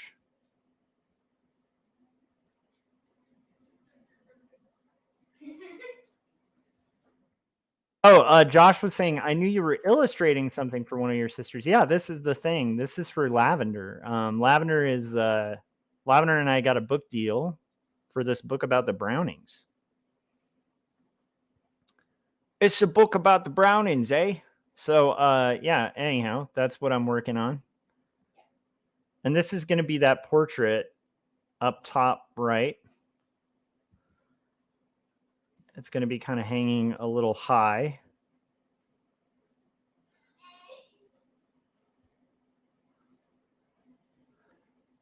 Yeah, so it was kind of cool. It was like there was this period of time where I had just gotten the deal with Graphic Mundi for Jacob's apartment, and I had just finished, I think, the edits for the galleys for it.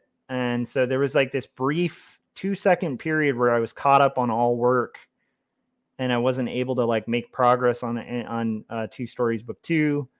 There was just like this delay. I think I might have finished the script for 2 Stories Book 2 and had it out for editing. So it's like there's like this week period where my sister and I put together the pitch for Not Death But Love, based on a script she had spent years, researching and writing. So we did like a couple sample pages, and my literary agent shopped it around, and yeah, it got picked up by West Margin, and so now we're working on this book. It's pretty exciting. It has a kind of crazy deadline. It's due in April, and then it will be hopefully slated for release the next April. But anyhow, so it was a cool experience. But that's what I work on right now during these streams. So there is the portrait. Next to it is going to be the one of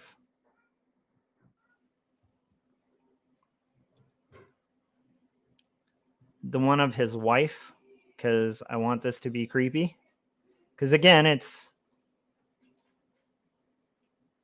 we're not treading on the territory of like the Barretts of Wimpole Street, which was pretty historically inaccurate. But the one thing that is pretty well documented in the better and the worst biographies about the Brownings is her controlling, creepy, terrible father.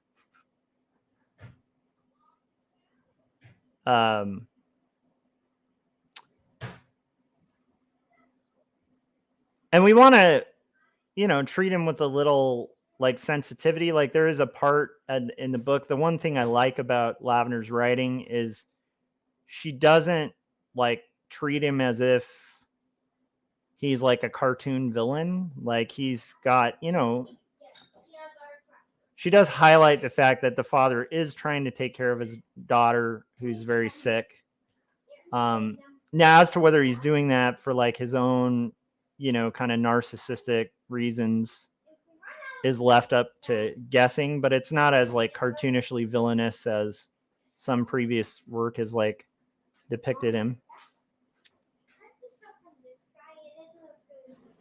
Stuff that I like. Oh, well, here, give it a go. Try it again. You don't have the other one, so give it a go, honey. So yeah, we have, I'm going to do, again, like that's where he is now. So I got to draw that kind of archway a little bit more in perspective. Doesn't have to be the whole thing, but I'd like to at least rough out what that's going to look like. Yeah, we were really lucky, and it's kind of weird, but it's like one of those. I've met a lot of creatives actually that had this happen, like because of the pandemic, where during the shutdowns, like a lot of creatives that had like a thing they wanted to do, they finally caught themselves with like a very brief window of time to actually do the thing they wanted to do. So as horrific and scary and weird as the kind of pandemic has been for a lot of people, and a lot of people I know like lost people, during it. So I'm not trying to belittle it, but I will say for creatives, there was like this strange, like also opportunity amid the chaos that, some people took advantage of and did some really great, highly creative work that, they may not have had the time or gumption to do before. So anyhow, for me, it like this was definitely a nice byproduct of that, where it allowed for like this very weird, rare window where I could pitch something else when I had other books out in the ether.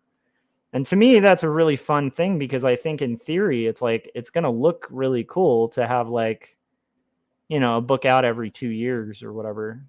It's going to look a lot more, I think, impressive than it is in reality, because it's like, it is a lot of work to get these things done. And, but to somebody who doesn't know me, they'll be like, who's this Kemble guy who keeps putting stuff out? In theory, that's what'll happen. Doesn't mean it will. Dee Dee said it was fun and gave me a super chat. Thank you, Dee Dee. I appreciate that. Very much appreciate that. And I will try to keep up the okay work. I won't. I don't know. I'm not going to call it great, but I'm trying. Thank you though, Dee Dee. It's really appreciated, and that will go to support what I'm doing. So.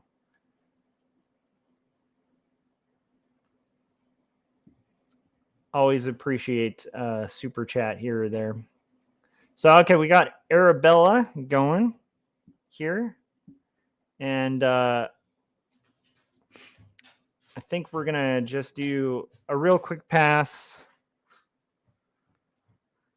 on this. And we're getting closer and closer to the finish of this, which is kind of cool.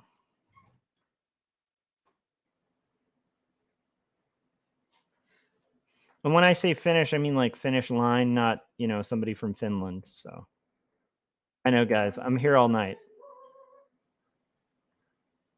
I don't know. So Josh, you were into Monty Python with us, I believe. So do you remember the Finland song? The Monty Python one? It's pretty awesome. Monty Python has a great Finland song on one of their albums.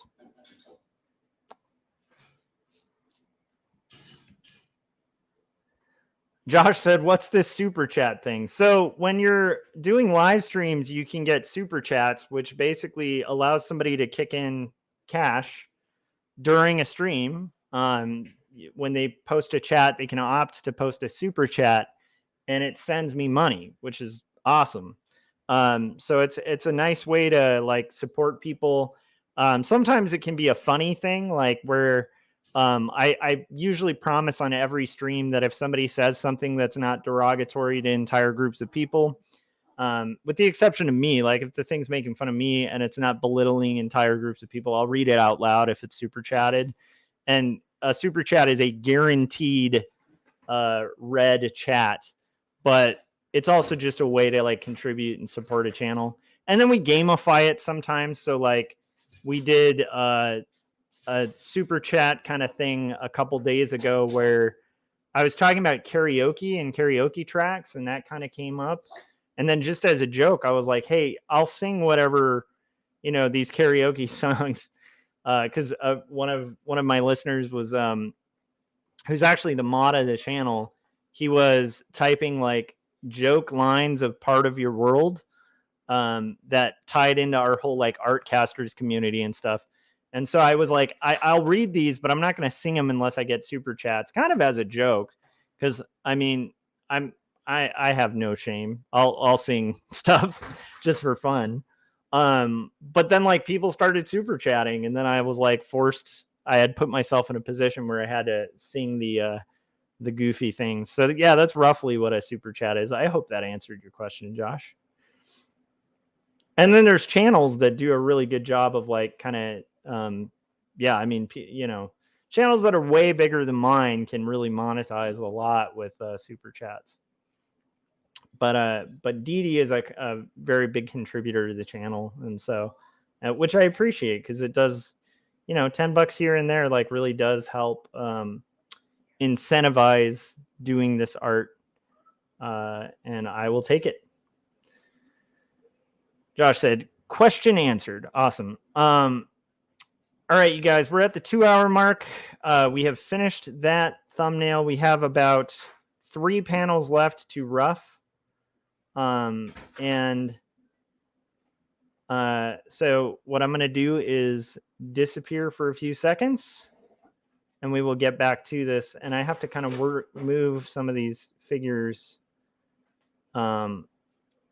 before. But anyhow, so what we're going to do is, I think the last trailer we looked at was the trailer for 2 Stories, the Christmas trailer. So we will put on the trailer for my graphic novel, Jacob's Apartment.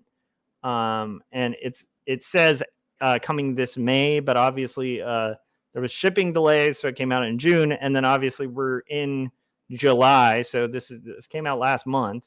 But it is still a new book, and it's relatively newly out, and you can get it today. But yeah, here's a little bit about it, and I'm gonna go get a refill of my coffee, and then we will get back and finish. We might even be able to finish. We'll see. But yeah, here you go.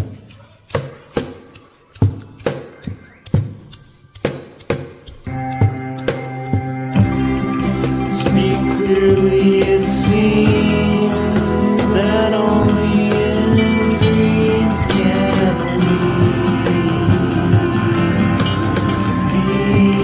these things we've seen and walk around breathing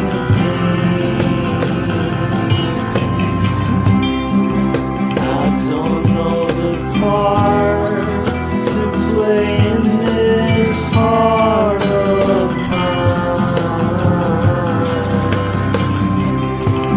There's dissonant things, they split at the seams.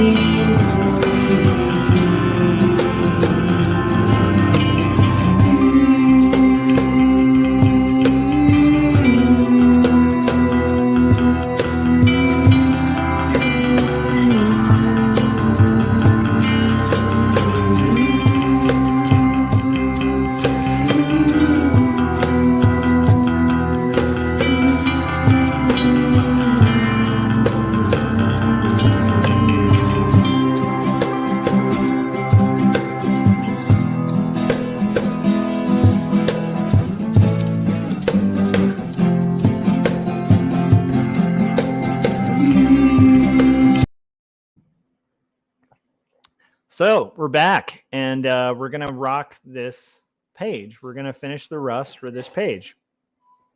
And then I will probably take a brief break, have dinner, and then get right back to it. And hopefully we can rock more roughs. And as I start doing it, I start hopefully picking up a little more momentum.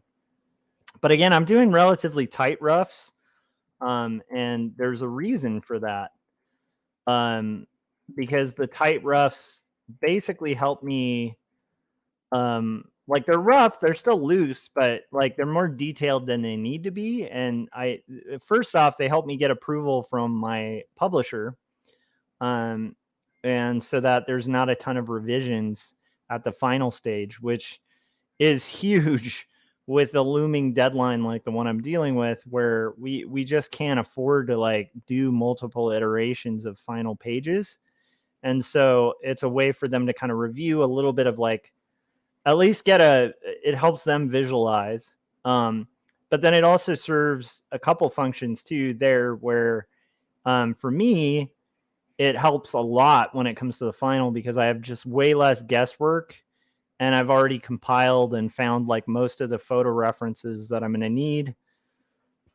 And I know the poses and like kind of like the composition for the page. So right now we're doing Arabelle's hair with her crazy locks. This is the neat thing about, man, the Brownings not the Brownings, the Barretts had immensely thick hair is what it seems like. So I'm referencing that image to the top right. And we're just going to kind of, and we're looking at this thumbnail too. That's over there, to kind of build it out a little bit more. And yeah, that's kind of where we are right now. So a lot of people, while we're doing this, will, work on creative work or be working on comics of their own and kind of have me on in the background, like keeping them company. I hope you guys are having progress and luck with your creative endeavors. So this is kind of unique. Like I'm trying to figure out how I wanted to show this. Okay, I think I do get it. She is going to be tilted a little more visibly. Not tilted in like a poker term. I know, Josh, you are familiar with poker. Not talking about that kind of tilting. Although honestly, she is a little tilted. Like she's a little mad. Like she's a little sad. So maybe she would be tilted in this particular image. In both meanings of the word. So she is. I want her crying a little bit. So I'm gonna have her crying. And then she is using a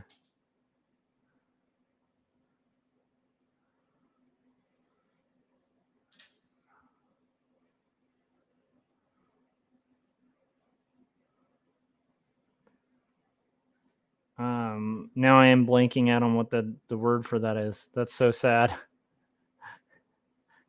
A handkerchief. Oh my goodness. A hard word there that I blanked out on. If she's using a handkerchief to kind of dab her eyes. And this is going to be in the foreground. And she might be taking up too much space here. So I might need it to crop a little more. But I'm trying to kind of work out the handkerchief here. And I want it to have maybe a frilly little end to it. Because these handkerchiefs definitely have like some filigree at the edges. And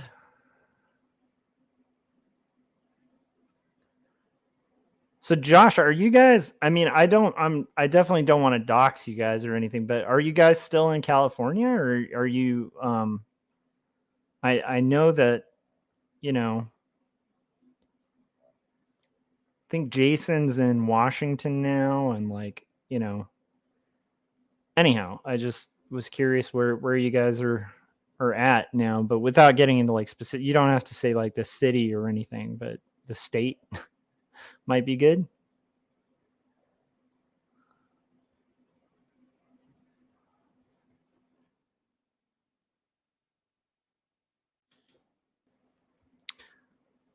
Okay. So she is a little shocked, and the dad is mad. He is a mad dad. He is having his like kind of angry pull down the portrait moment. Arr, I'm mad at this portrait. So angry is what he's saying. That is a crazy distance. Let's try that a little better.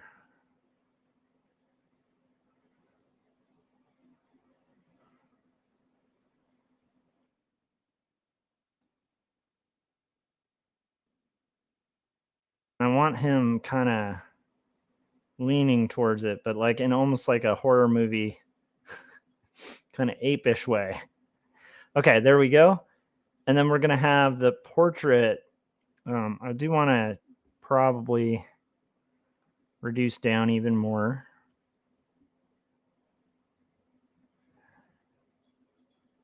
And then I think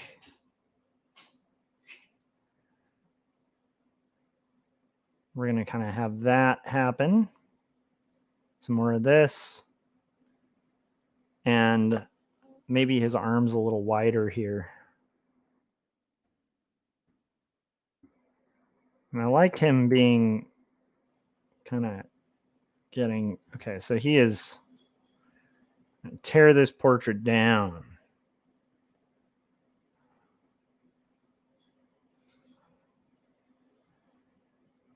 And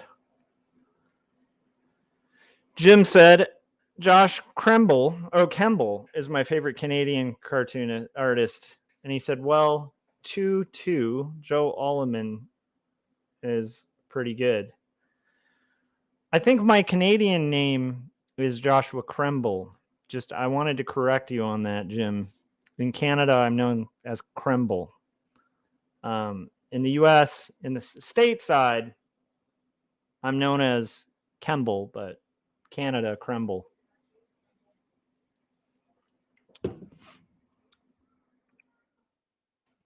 I still love that Kremble kind of sounds like a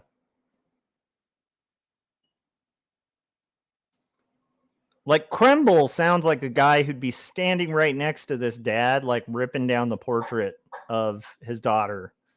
And he'd be like, yes, Kremble that portrait. You can do it. Like Kremble is literally just standing. He's on this guy's shoulder, like just sitting here, like there. And he's like, yeah, rip the portrait down. Do it. Yeah.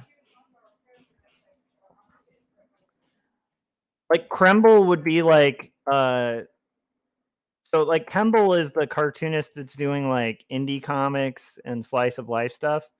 And then Kremble is the guy who's like, look, the great thing about Spawn is like when I created Spawn, Kremble is like he's like a Todd McFarlane type, you know, where he's just like, hey, yeah, anyhow, I don't know. I'm trying here, guys. Workshopping it. I'll be here all night. I know that people come to this channel for high quality stand-up.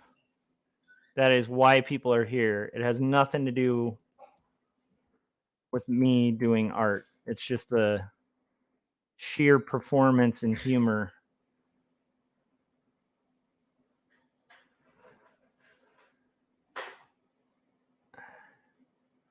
All right. So this is going to be the portrait of Elizabeth. I'm going to have to shrink that head a little bit. The portrait of Elizabeth when she was a kid. Okay.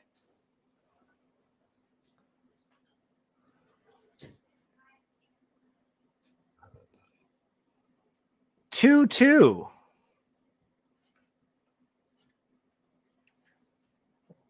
Tutu is a hard word to say. Like it doesn't translate well in audio to read that statement where Jim is saying two, the number, and then TOO. So it almost sounds like you're saying a tutu.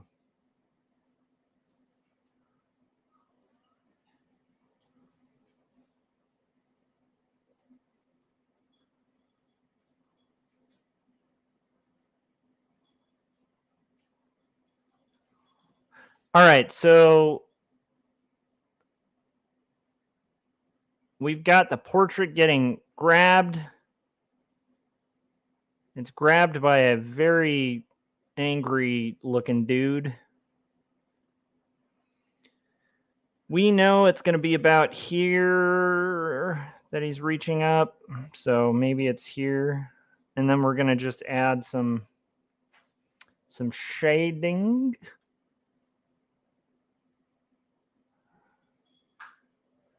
She's going to be kind of here. The lighting's going to be coming from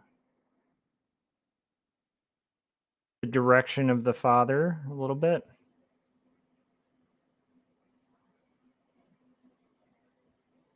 The portrait's going to be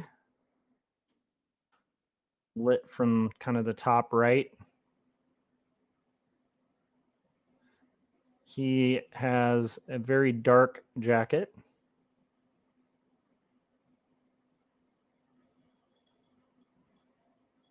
And he's going to be just angry man here. Very angry. He's got Kremble just speaking evil in his ear. All right.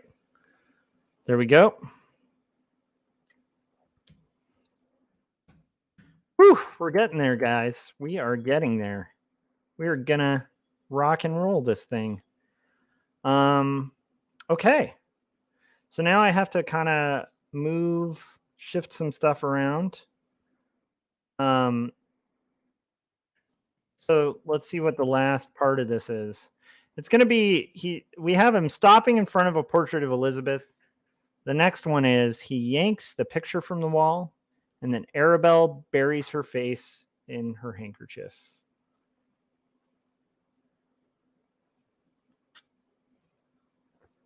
So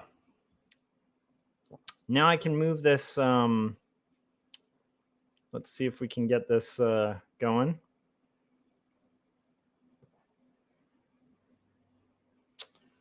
Where is, okay, there's my hallway.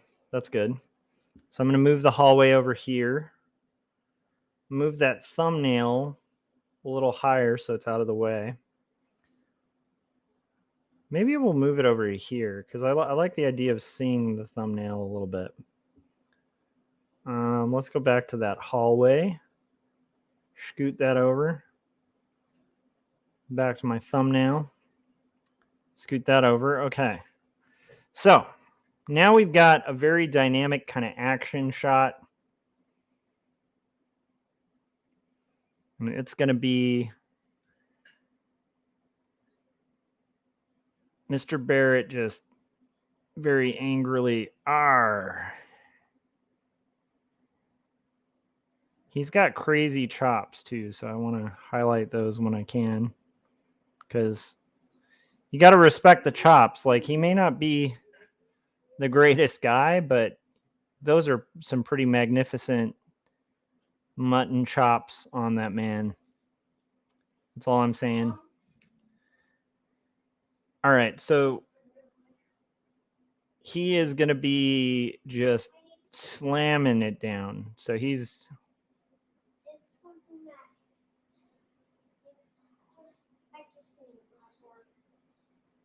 He's got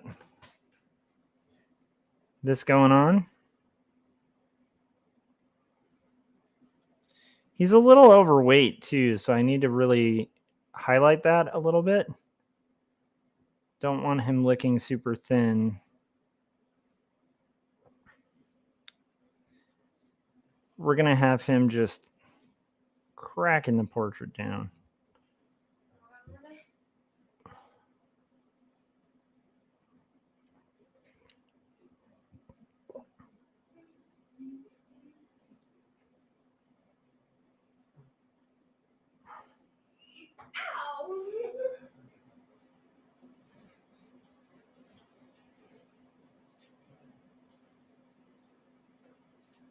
And that is not a regular suit jacket. It's supposed to be a little lower.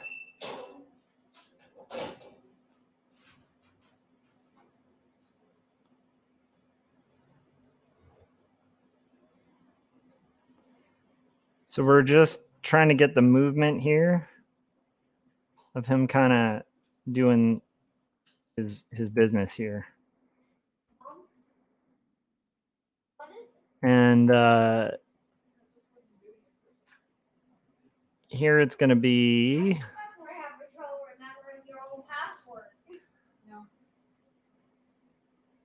There we go. I want the portrait to be kind of... Whoa! What you doing?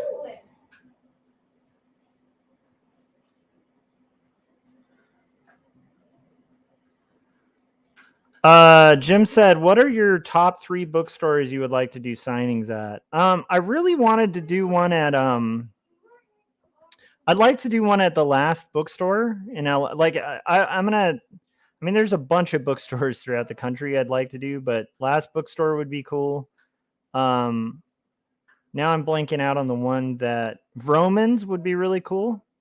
They didn't have an interest in a signing there, but I like Vroman's a lot. I think that would have been a fun one.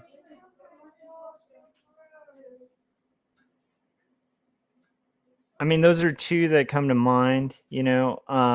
It's funny, if I had a kid's book, one of my favorite bookstores of all time is a bookstore that's been around since I was a kid, and it's one of the best, but it's a children's bookstore, so I don't think it would be appropriate for me to be signing, you know, Jacob's Apartment there. But I always thought Once Upon a Time in Montrose, I think, is like one of the best just bookstores in the world, so that would be cool. Yeah, Powell's in Oregon would be like the top. Like I think that is that, like, of all the things about Oregon, I think I missed that one the most, was like Powell's Books, where it's just that is, yeah, one of the best bookstores. It'd be amazing to do something at like Mile High Comics, just because like when I was a kid, I'd see the ads for Mile High Comics in every comic book. Yeah, and then May was mentioning Waterstones, you know, like there's a lot of like bookstores. It'd be fun to do a Things from Another World thing. I mean, I know that's like mostly a Dark Horse. I think Dark Horse actually owns those stores, but Things from Another World would be cool.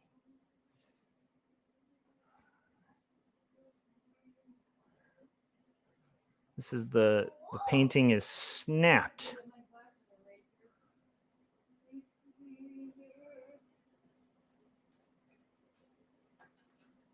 I'm gonna call this one. I'm gonna go ahead and say that there's like a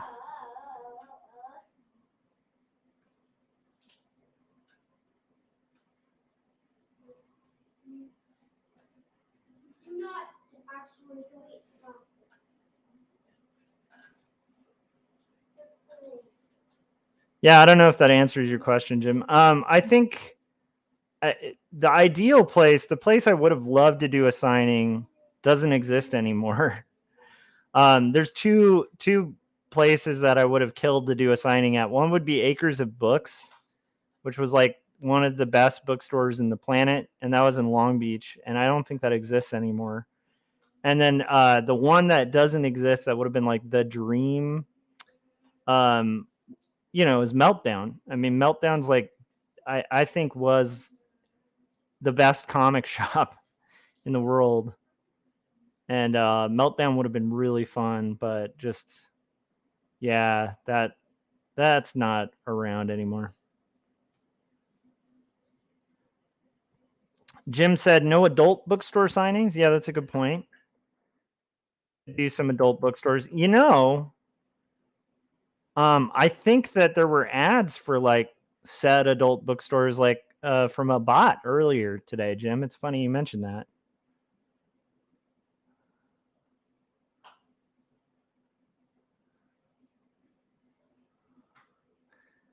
I will say the funniest spam bot we've gotten on this channel so far was the one that was saying, oh,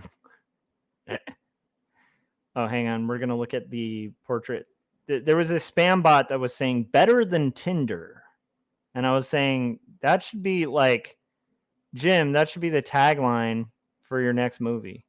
You should just be like, dude, I will just tell you that my movie is better than Tinder, and just use like, I don't know. It was a bit I was thinking about the other day, but I think it would be funny to use like porn spam bot like comments to like promote your book.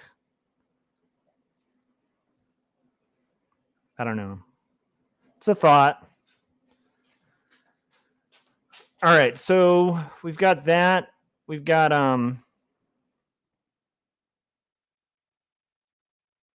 Edward's gonna be here.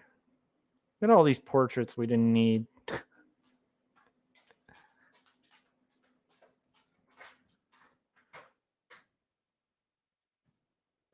She's gonna be just, she's very disturbed by it. I think this is actually reading pretty well. I like the movement in this rough. It's like some Tintin style movement there in that character.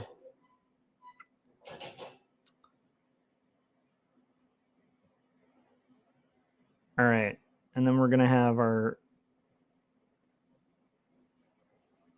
floor. You know what's funny is it's interesting there's like this triangular floor, because I do know one of the things about a I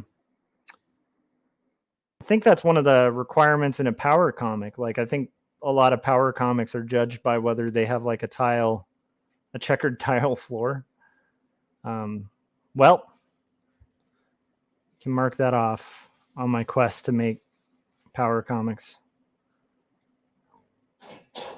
Better Than Tinder is another great band name. Good point, Jim.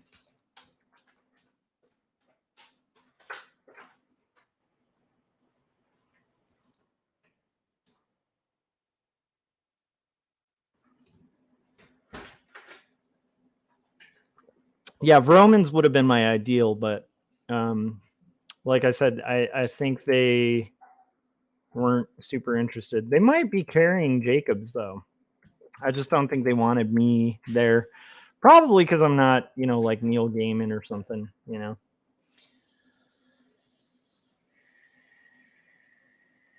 Let's see here. So Arabelle is going to be the next sequence. I don't think I need to see the hallway anymore. I want to see my thumbnail, so I'm going to move my thumbnail. I'm going to move it up here where I can kind of see it. And then we're going to do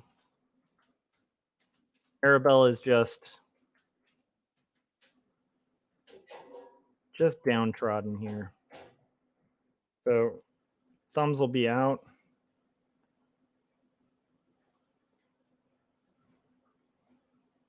It was kind of cool actually at the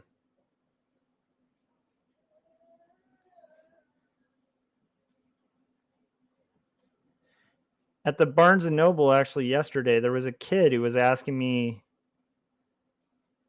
how you draw hands, and I got to show her the cube, where you draw like a square and then there's a circle, and that's where and if you just draw out your lines of like one side of the finger and then build out from there, you end up not with like sausage fingers, which is a good tip because if you don't have that like internal structure, you end up drawing real sausagey looking fingers. And it was kind of cool because I think it was the first time that kid had seen a cartoonist do that, and it was kind of neat to be able to impart some knowledge, like I sketched it out for her on a sketchbook page and she was like, oh wow. I just imagine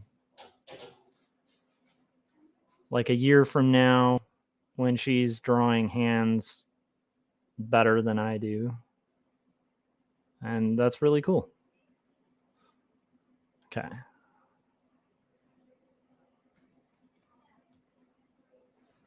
so we got our hands here, a little bit of, I'm probably rendering a little too soon here. And then we've got her she's really upset, but she's going to have this handkerchief sort of here.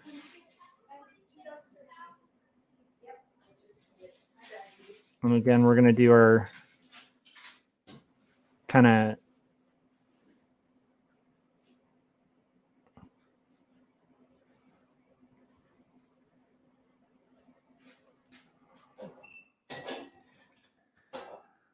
so the hanky, and then we're going to do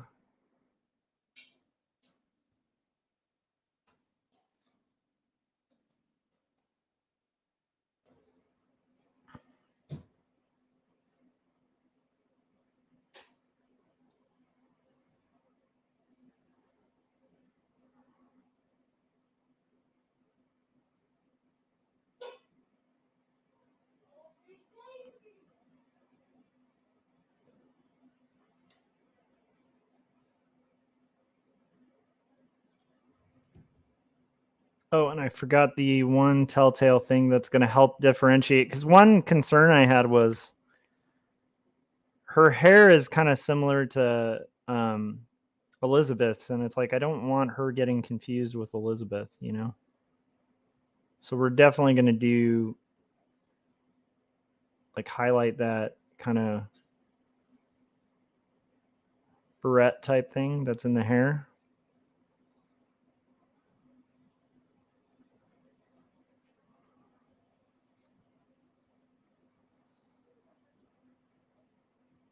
So now we've got her very upset.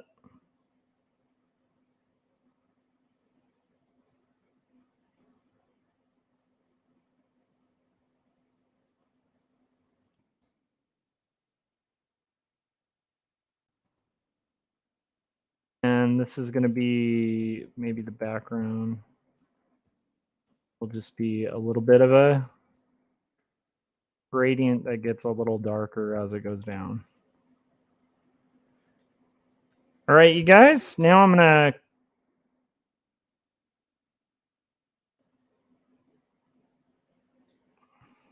save, print, and I'm going to turn off view extras.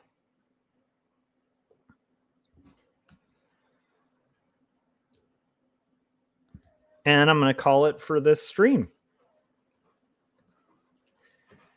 So yeah, so thanks to everybody who tuned in to my live stream while I worked on the rough for this page. I'm pretty happy with how it came out. I think, let's see if I can find, let's see if I can kind of zoom in a little bit more for you guys. I'm happy with how it came out. I feel like we have a pretty clear narrative here. We've got like, okay, he's at the desk, he's looking at this, he's angry, he's kind of holding the letter, drops the letter in front of Elizabeth's portrait. Arabelle is like following her father as this happens. She is, you know, like kind of covering her face in shock as her father just rips Elizabeth's portrait down, crack, and then she buries her face in a handkerchief. And that is page 21 roughed out. And so on the next live stream, I'll probably work on page 22. But for now, I'm pretty happy with how this came out. And I am really happy that you guys hang out with me while I'm working on art. So I'm going to go have some dinner. And then I'll probably start working on roughs again. So if you haven't yet, and you want to know when I'm about to go live or start these streams, because it's often at odd hours and stuff like that, make sure you've hit subscribe and hit the bell so that you get notifications when I'm about to go live. And I have noticed the subscriber count's been ticking up lately, and I really appreciate it. So people watching after the fact too, yeah, thank you guys. Thanks for especially to all the new subscribers. It's really exciting. And I will see you guys on the next live stream, which will probably be later tonight as we get into page 22 of Not Death But Love, the strange supernatural story of Elizabeth Barrett Browning.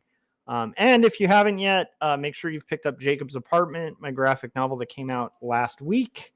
And it's a good one. And then it's a comic done in the style of Eternal Sunshine for the Spotless Mind or Ghost World, where it's a doomed romance, coming of age, slice of life story. And also the insanely confessional autobiographical story that deals with mental illness, panic disorder, and depression, and other such heavy topics is 2 stories. And that is available as well for you guys to buy. So if you like these streams and you want to support my work, make sure you've read my books. And that'll do it. I'll see you guys on the next stream. I hope you guys are having a productive day, and I'll see you guys probably later tonight. Bye.